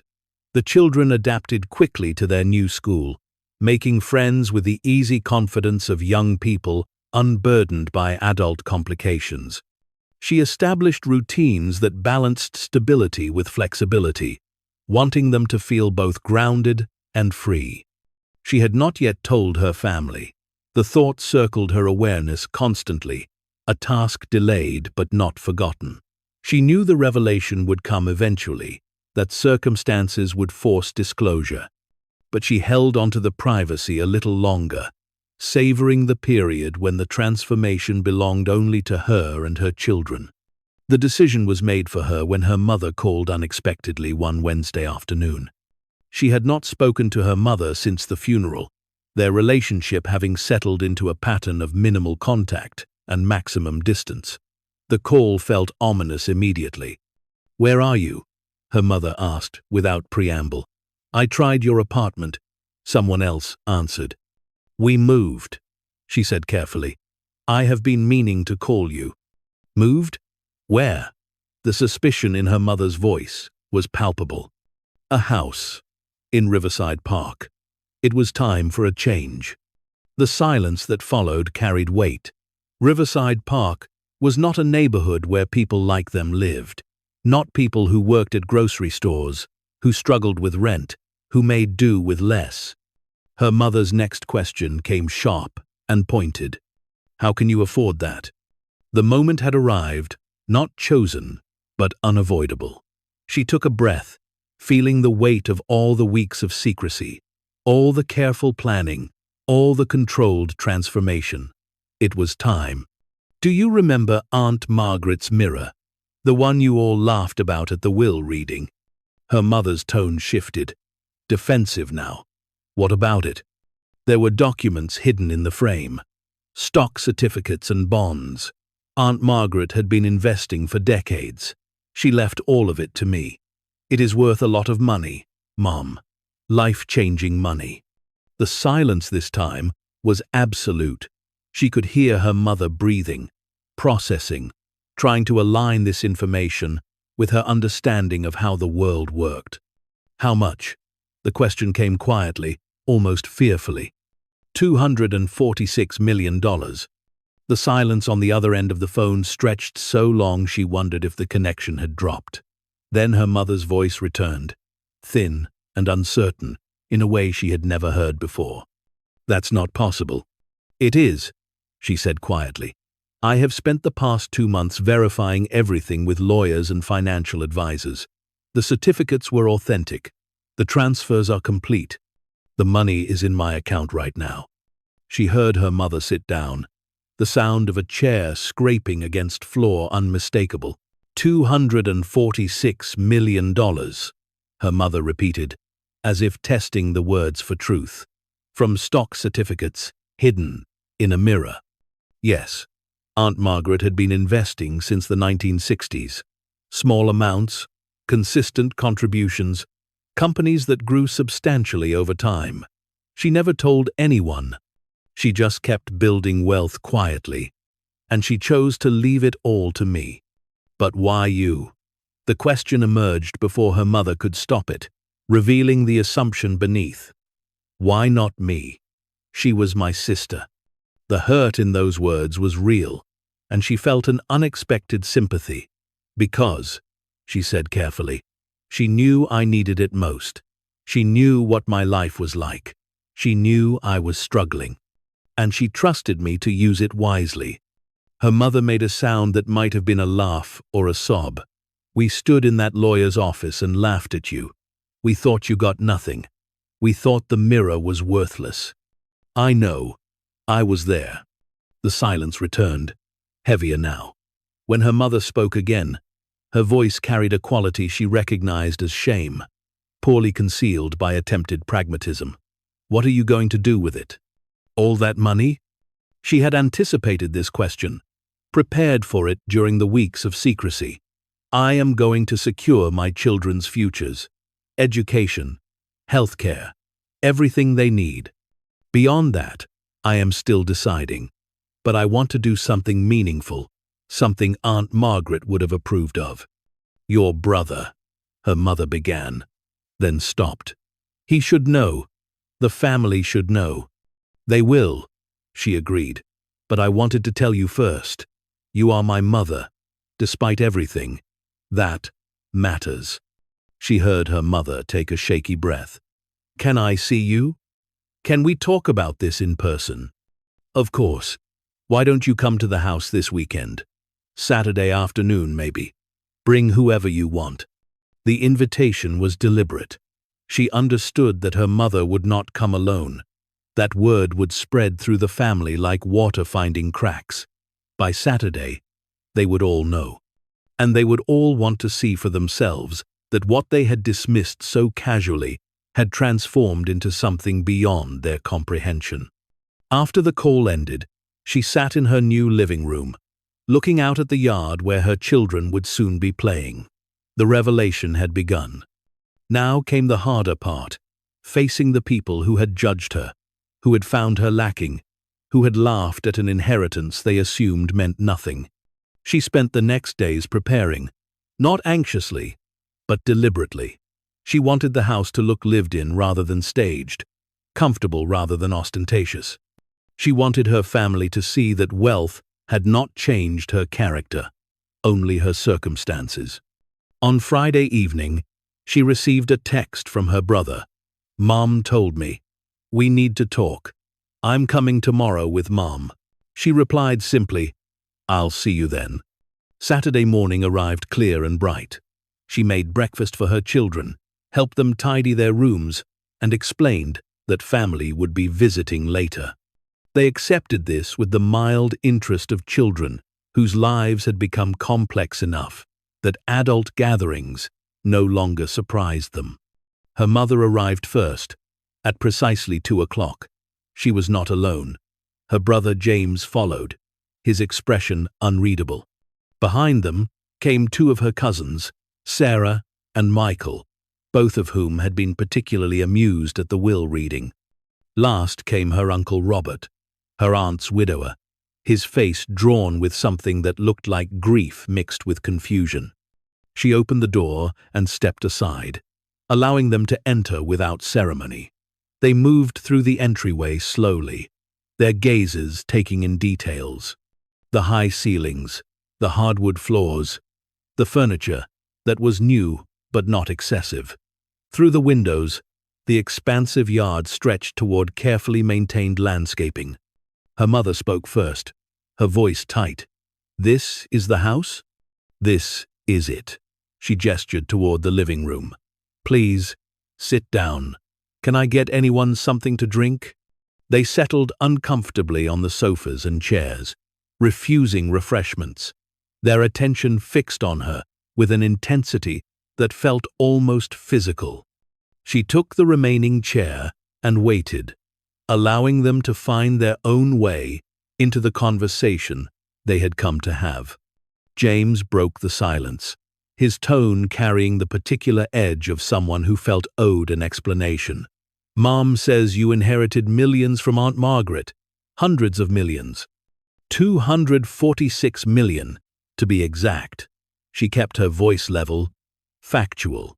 "After taxes, about 153 million. Her cousin Sarah laughed, the sound sharp and disbelieving. "That's impossible. Aunt Margaret worked as a librarian. She lived in that tiny house. She drove a 15-year-old car. She lived modestly," she corrected gently. "There's a difference. She saved aggressively, invested wisely, and spent very little. Over 50 years, those habits accumulated into substantial wealth. And she left it all to you," James said, the unspoken question obvious. "Why?" She considered her answer carefully, aware that whatever she said next would define how this conversation proceeded. "Because she saw that I needed it. Because she trusted me to use it responsibly. And because she knew that leaving it to anyone else would have resulted in conflict or waste." Her mother flinched at the implicit criticism. "I would not have wasted it." "Maybe not, but you did not need it either." She kept her tone neutral, not accusatory. "You have a comfortable life, Mom. You own your home. You have retirement savings, Dad's pension. You have security. I had none of that." Aunt Margaret knew the difference. Uncle Robert spoke for the first time, his voice carrying the weight of loss that had not fully settled. "She never told me. All those years, and she never said a word about having that kind of money. She wanted to live normally," she said gently. "She did not want money to change how people saw her or treated her. She valued relationships based on something other than wealth. I think that's why she hid it so carefully." "In a mirror," Sarah said, still struggling with disbelief. "She hid hundreds of millions of dollars in stock certificates behind a mirror." She nodded. "Stock, certificates, bonds, letters, explaining everything. It was all there, preserved perfectly, waiting to be found." "By you," James said, his tone hardening. "Convenient that you were the one who found it." The implication stung, but she refused to rise to it. "What are you suggesting, James? That I forged 50-year-old stock certificates? That I invented Aunt Margaret's handwritten letters? Everything has been verified by lawyers and transfer agents. This is not a scam or a mistake. This is exactly what Aunt Margaret intended." He had the grace to look away, unable to maintain the accusation in the face of her calm certainty. Michael, who had been silent until now, leaned forward. "What are you going to do with it? All that money?" She had prepared for this question too, knowing it would come not from curiosity but from calculation. "First," she said, "I am going to secure my children's futures. College funds fully established, trust funds that will provide for them even after I am gone, healthcare, education, everything they need, without exception." "That makes sense," her mother said carefully. "Second, I am going to establish a foundation in Aunt Margaret's name. She loved education, particularly literacy programs. I want to fund libraries, reading initiatives, programs that help children from low-income families access books and learning resources." The specificity seemed to surprise them. She had clearly thought this through, made decisions that went beyond personal enrichment. "The foundation would require at least 50 million, she continued, "possibly more. I want it to be substantial enough to make a real difference." "And the rest?" James asked. "The rest, I am still deciding. I have consulted with financial advisors about responsible investment, wealth preservation, ensuring the money can do good work for generations. But I am not in a hurry. Some decisions need time. Sarah spoke again, her voice softer now, the disbelief giving way to something else. We laughed at you. At the will reading, we actually laughed. I know. I was there. The silence that followed was uncomfortable, weighted with recognition of cruelty that could not be undone. Her mother looked down at her hands, her face flushed with shame. She seemed unable to articulate. James shifted in his seat, his earlier hostility deflating into something more complicated. I am sorry, her mother said finally. I am sorry we did not understand. I am sorry we dismissed what Margaret was trying to do for you. She accepted the apology with a slight nod, but did not pretend it erased the hurt. Thank you. That means something. Uncle Robert stood abruptly, his face working through emotions that threatened to overwhelm him. She would have been proud of you, Margaret. The way you are handling this, the plans you have made. She would have been proud. The words affected her more than she expected. A tightness formed in her throat, and she had to wait a moment before trusting her voice. I hope so. That matters to me more than the money itself. He nodded and moved toward the door. I need to go. It's a lot to process. She walked him out, watching as he moved slowly to his car, shoulders bent under the weight of discoveries that had come too late. When she returned to the living room, the others were standing, preparing to leave as well. Her mother approached, reaching out as if to embrace her, then stopping uncertainly. Would it be all right if I visited sometimes? Spent time with the children? She considered the request carefully. You are welcome to visit, she said finally. But things are different now. Mom, I am different. I will not accept judgment or criticism the way I used to. I will not let you or anyone else make my children feel less than they are. If you can respect that, then yes, you can be part of our lives. Her mother nodded, tears forming that she did not quite let fall. I understand. Thank you. James stopped at the door, his expression conflicted. For what it's worth, I am sorry too. We were wrong about you. All of us. Yes, she agreed simply. You were. After they left, she stood in the quiet house, feeling the weight of what had just occurred. The confrontation she had both dreaded and anticipated was over. They knew now.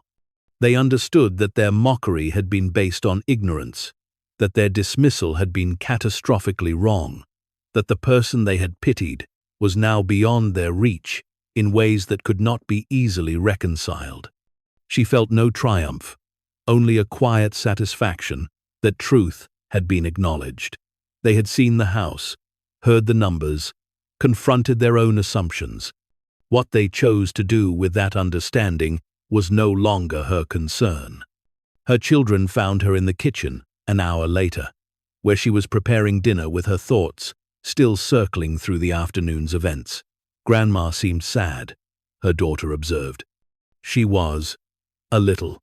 Change is hard for everyone, not just us. Are we going to see her again? If she wants to see us, and if she treats us with kindness, then yes. Her son, more perceptive than his sister about adult complexities, asked, did they know about the money before today? She crouched to his level, meeting his eyes directly. No, today was the first time most of them learned about it. They were surprised. Were they mad? Some of them were confused. Some were sad. It is complicated, sweetheart. Adults do not always handle surprises well. He accepted this with the pragmatism of childhood, moving on to more immediate concerns. Can we get pizza for dinner? She smiled, grateful for his ability to anchor her in present simplicity. Yes, we can get pizza. The weeks following the family revelation brought changes both expected and surprising. Her mother called regularly now, tentative at first, then with growing comfort, Their conversations remained somewhat formal, each of them navigating new boundaries, but connection was being rebuilt slowly. She appreciated the effort, even when it felt awkward. James sent a text 2 weeks after the meeting. No words, just a link to an article about literacy programs in underserved communities. She understood it as an olive branch, an acknowledgement that he had heard her plans and perhaps approved. She sent back a simple, "Thank you." Sarah called one evening, her voice uncertain. "I have been thinking about what you said, about establishing a foundation. If you need help, if you want someone to work on that with you, I have experience with non-profit management. I would be honored to be involved." The offer was genuine, she could tell. Sarah was not asking for money but for purpose, for a way to participate in something meaningful. She considered it carefully before responding. "Send me your ideas about how it should be structured. Let's have coffee and talk about what a collaboration might look like." The foundation became her primary focus over the following months. She worked with lawyers to establish it properly, with accountants to ensure funds were managed responsibly, with education specialists to identify where need was greatest and impact could be maximized. Sarah did join the effort, bringing organizational skills and genuine passion that made the work easier. They named it the Margaret Sullivan Redding Foundation, after her aunt's full name. The mission was clear: to provide books, literacy programs, and educational resources to children who lacked access to them. The initial endowment was $60 million, generating enough annual income to fund substantial programming while preserving the principle. The first grants went to school libraries in low-income districts, replacing outdated collections with current books chosen by the students themselves. Additional funding supported after-school reading programs, summer literacy camps, and initiatives that brought books directly into homes where owning them was financially impossible. She visited some of the programs, personally, quietly, without announcement or recognition. She watched children select books with the kind of excitement she remembered from her own childhood trips to the library with her aunt. She saw families receiving boxes of books delivered to their homes, parents grateful for resources they could not have provided themselves. Those visits reminded her why the wealth mattered, not for the luxury it afforded, though that was welcome, not for the security it provided, though that was precious, but for the possibility it created to change circumstances for others, to make paths easier, to open doors that would have remained closed. Her children adapted to their new life with the resilience of youth. They made friends in the neighborhood, excelled in their schools, pursued interests and hobbies that had been impossible before. Her daughter joined a ballet program she had once only dreamed about. Her son started music lessons, discovering a talent for piano that bloomed with proper instruction. But she worked deliberately to keep them grounded. They still had chores, still earned their allowances through completed responsibilities, still understood that privilege came with obligation. She talked with them regularly about the foundation, about why using wealth to help others mattered, about the difference between having money and being defined by it. The dog they had promised themselves arrived, a golden retriever puppy they named Copper, who brought chaos and joy in equal measure. The house, filled with the sounds of children laughing, of music played imperfectly, of a family building a life that felt earned rather than merely bought. She thought often of her aunt during those months. The mirror that had contained the inheritance hung now in her bedroom, a daily reminder of discovery and trust. Sometimes she stood before it, studying her reflection, looking for signs of transformation. The face that looked back was different in subtle ways. The lines of exhaustion had softened, the weariness had eased. She looked, she thought, like someone who had stopped carrying impossible weight, who had been given permission to rest. But she was careful not to let comfort make her forget. She remembered grocery shopping with a calculator, remembered choosing between necessities, remembered the constant calculation of survival. Those memories were not painful now, but they were important. They kept her connected to the person she had been, to the struggles others still faced. A year after the inheritance had been transferred, she organized a gathering. Not a celebration exactly, but an acknowledgement. She invited her family, her aunt's friends, people who had known Margaret Sullivan and loved her. The event was held at her house, casual rather than formal, focused on memory rather than wealth. Uncle Robert came, looking older but steadier than he had at their last meeting. He brought photographs of her aunt, pictures spanning decades that showed a life lived with quiet purpose. They spent an hour looking through them together, him sharing stories she had never heard. She was always reading, he said, pointing to a photo of Margaret with a book in her lap. Every night, she would sit in that chair by the window and read for at least an hour. She said it was how she traveled without leaving home. She gave me that love of reading, she told him. Some of my earliest memories are of her taking me to the library, letting me choose whatever books I wanted. She never told me what I should read. She just made sure I had access. He smiled, tears forming that he did not try to hide. She would have loved what you are doing with the foundation. She talked about literacy programs sometimes, about how important they were. But she never had the means to support them the way she wanted. Now she does, she said softly. Through this, her mother arrived with James, both of them more comfortable now in their understanding of how things had changed. They brought food for the gathering, contributed to the afternoon without seeking special recognition. Her mother spent time with the children, genuine in her attention, careful not to overstep.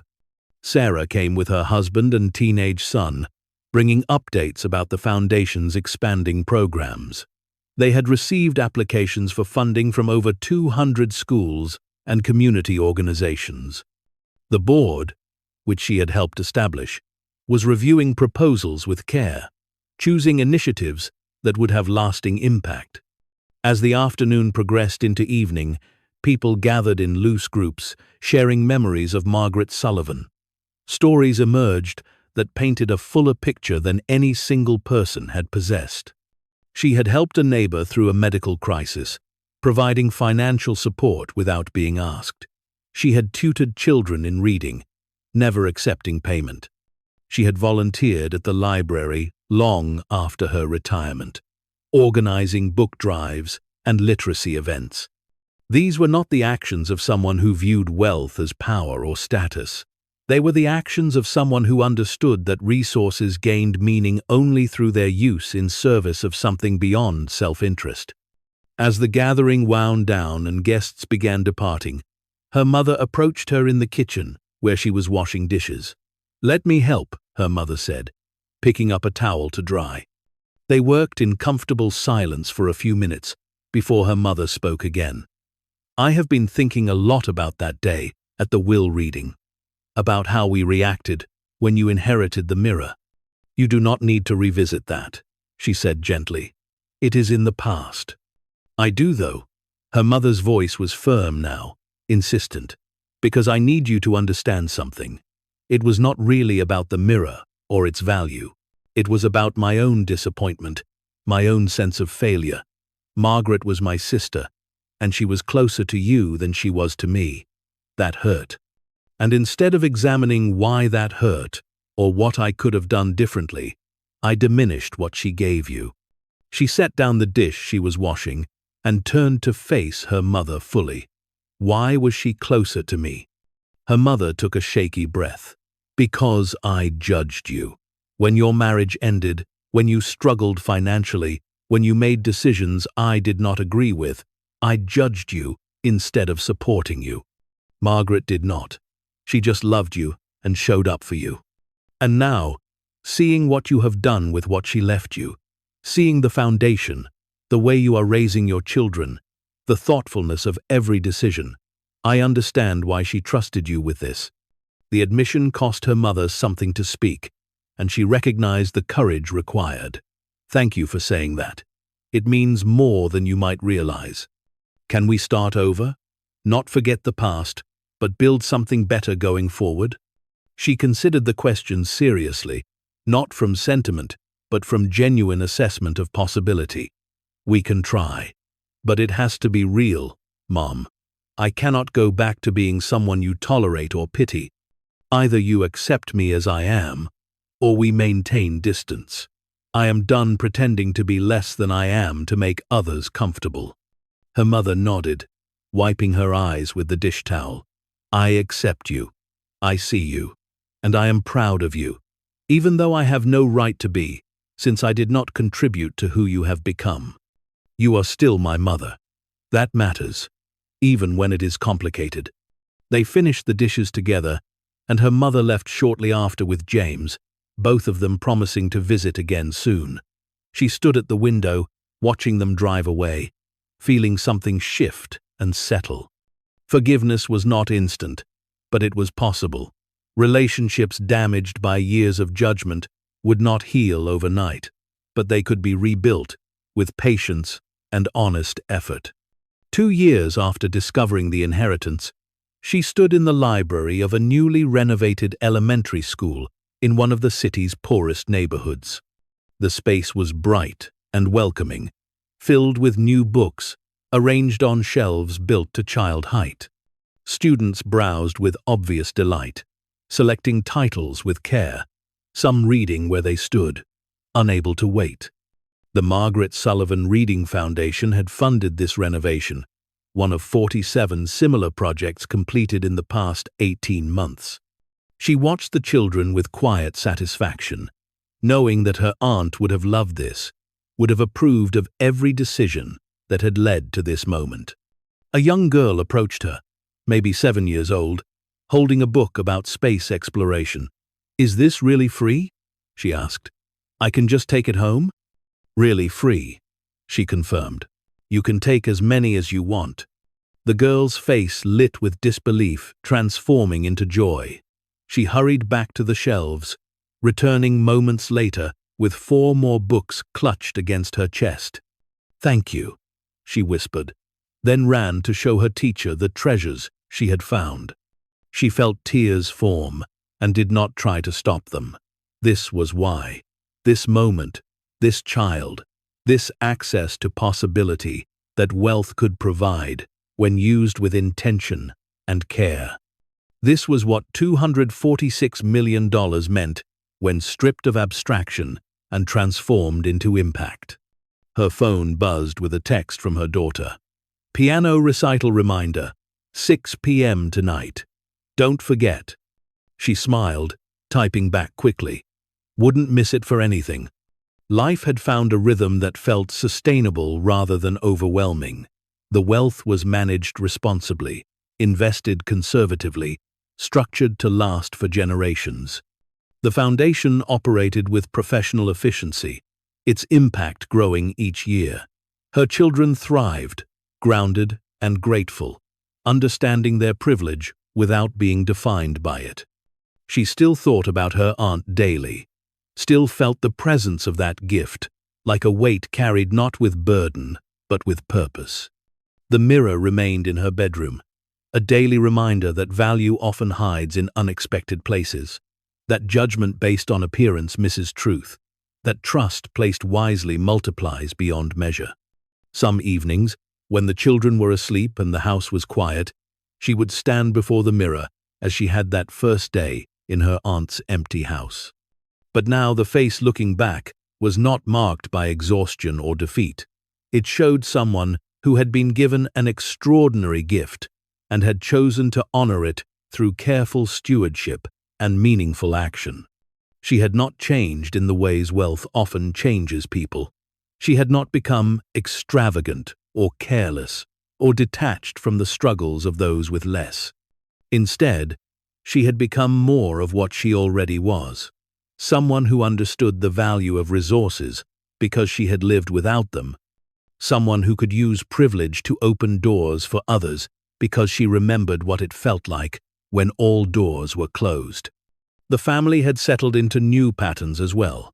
Her mother visited weekly now, bringing groceries and helping with dinner. Their relationship rebuilt on foundation of honesty rather than pretense. James called occasionally with articles or ideas related to the foundation, contributing his thoughts without seeking credit. Sarah had become a genuine friend and collaborator, their partnership in the foundation's work creating connection beyond family obligation. Even her cousins, who had been so dismissive at the will reading, had reached out in various ways. Some offered help with foundation work. Others simply acknowledged their error and asked for forgiveness. She gave it freely, understanding that judgment often stems from personal insecurity rather than genuine assessment.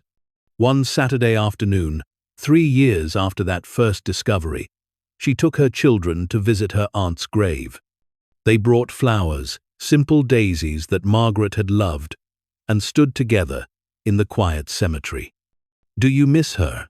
her son asked. "Every day," she answered honestly, "but I also feel like she is still with us, in a way. Every time the foundation helps a child access books, every time we make a choice about how to use the wealth responsibly, I think about what she would want. It is like having her guidance, even though she is gone." Her daughter placed the flowers carefully at the base of the headstone. She was really smart to hide all that money where no one would think to look. She smiled. Yes, she was.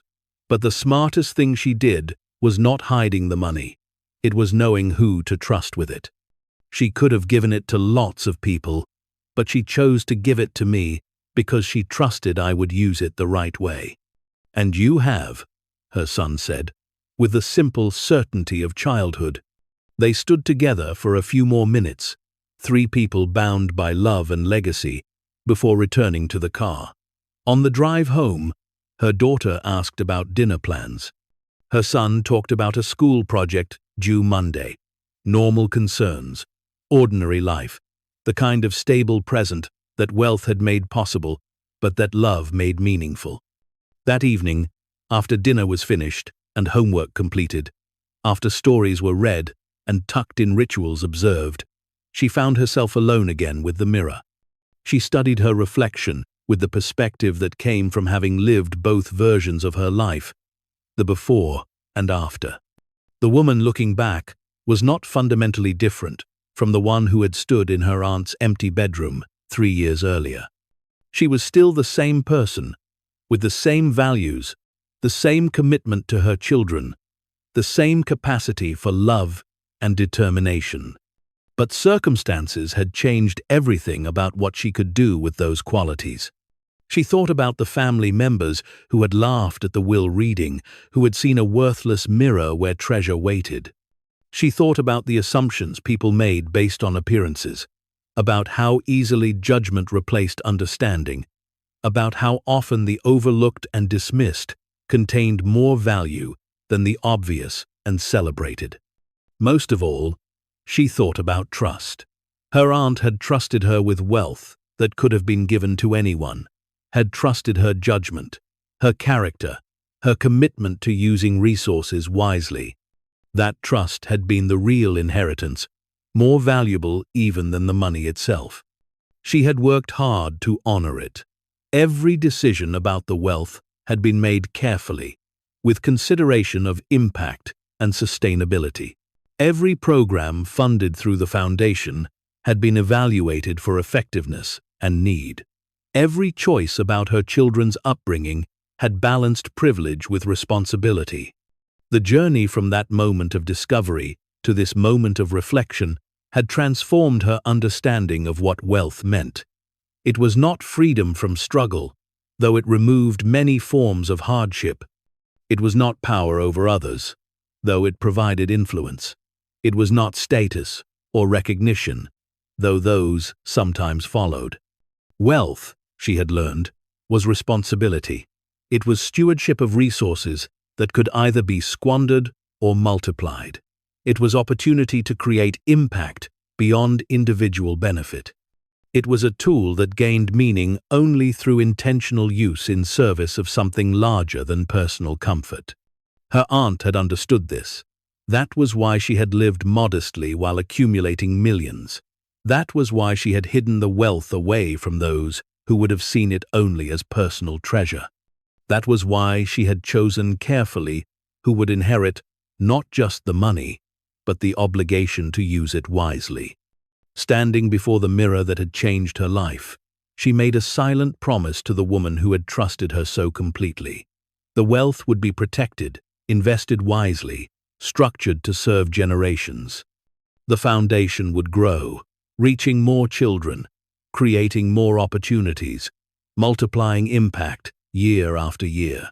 Her children would be raised to understand privilege as responsibility rather than entitlement. And she would never forget what it felt like to struggle, to calculate every expense, to worry about tomorrow. Those memories would keep her grounded, keep her connected to the reality most people lived, keep her focused on using resources to make that reality better for others. The house settled around her with comfortable sounds, the hum of appliances, the creak of wood adjusting to temperature, the distant sound of her children breathing in sleep. This was home now, secure and stable, a place where her family could grow without the constant pressure of scarcity. But it was also more than that. It was evidence of transformation, proof that circumstances could change, that trust placed wisely could multiply beyond measure, that overlooked people often possessed more strength than those who dismissed them realized. She turned away from the mirror finally, moving through the house, turning off lights, checking locks, performing the evening rituals of security. As she prepared for sleep, her thoughts were not of wealth or vindication or the ways life had changed. They were of gratitude, for an aunt who had seen her truly, for children who brought joy daily, for the opportunity to make meaningful impact with resources she had never expected to possess. Tomorrow would bring new decisions, new opportunities, new ways to honor the trust she had been given. The foundation would continue its work. Her children would continue their growth. Her family would continue rebuilding connection on foundations of honesty rather than judgment. But tonight, she simply felt grateful. Grateful for discovery, for transformation, for the chance to prove that trust had been placed wisely. Grateful that a mirror dismissed as worthless had contained not just wealth, but possibility. Grateful that her aunt had understood something others had missed, that strength often wears the disguise of struggle, and that those who endure hardship without losing kindness are exactly the people who should be trusted with abundance. She fell asleep with the knowledge that tomorrow she would wake in a life that felt both impossible and absolutely real, that she had been given an extraordinary gift and had chosen to honor it through service, that the laughter of relatives who had dismissed her had been transformed not into bitterness, but into motivation to do better, be better, prove through action rather than words that their judgment had been catastrophically wrong. The mirror that had held her inheritance now reflected a woman who had traveled from poverty to wealth without losing herself in the journey, who had discovered that hidden treasure meant nothing until it was used to create meaningful change, who had learned that vindication comes not from proving others wrong, but from proving yourself right. And in the morning, when sunlight filtered through bedroom windows, when children woke with energy and excitement, when another day began full of possibility and purpose, the mirror would simply be a mirror again. Beautiful, valuable, but only one small piece of a life that had been transformed by trust, by discovery, by the wisdom of a woman who had known that the greatest inheritance was not money itself, but the responsibility to use it in ways that multiplied hope for others. The story that had begun with mockery and dismissal had become a story of transformation and impact, proving that value often hides where no one thinks to look, and that those who are overlooked frequently possess the greatest capacity for meaningful change. Thank you so much for watching until the end. If you loved this story, check out the other videos on your screen now. I think you'll really enjoy them. And don't forget to subscribe if you haven't already. See you in the next story.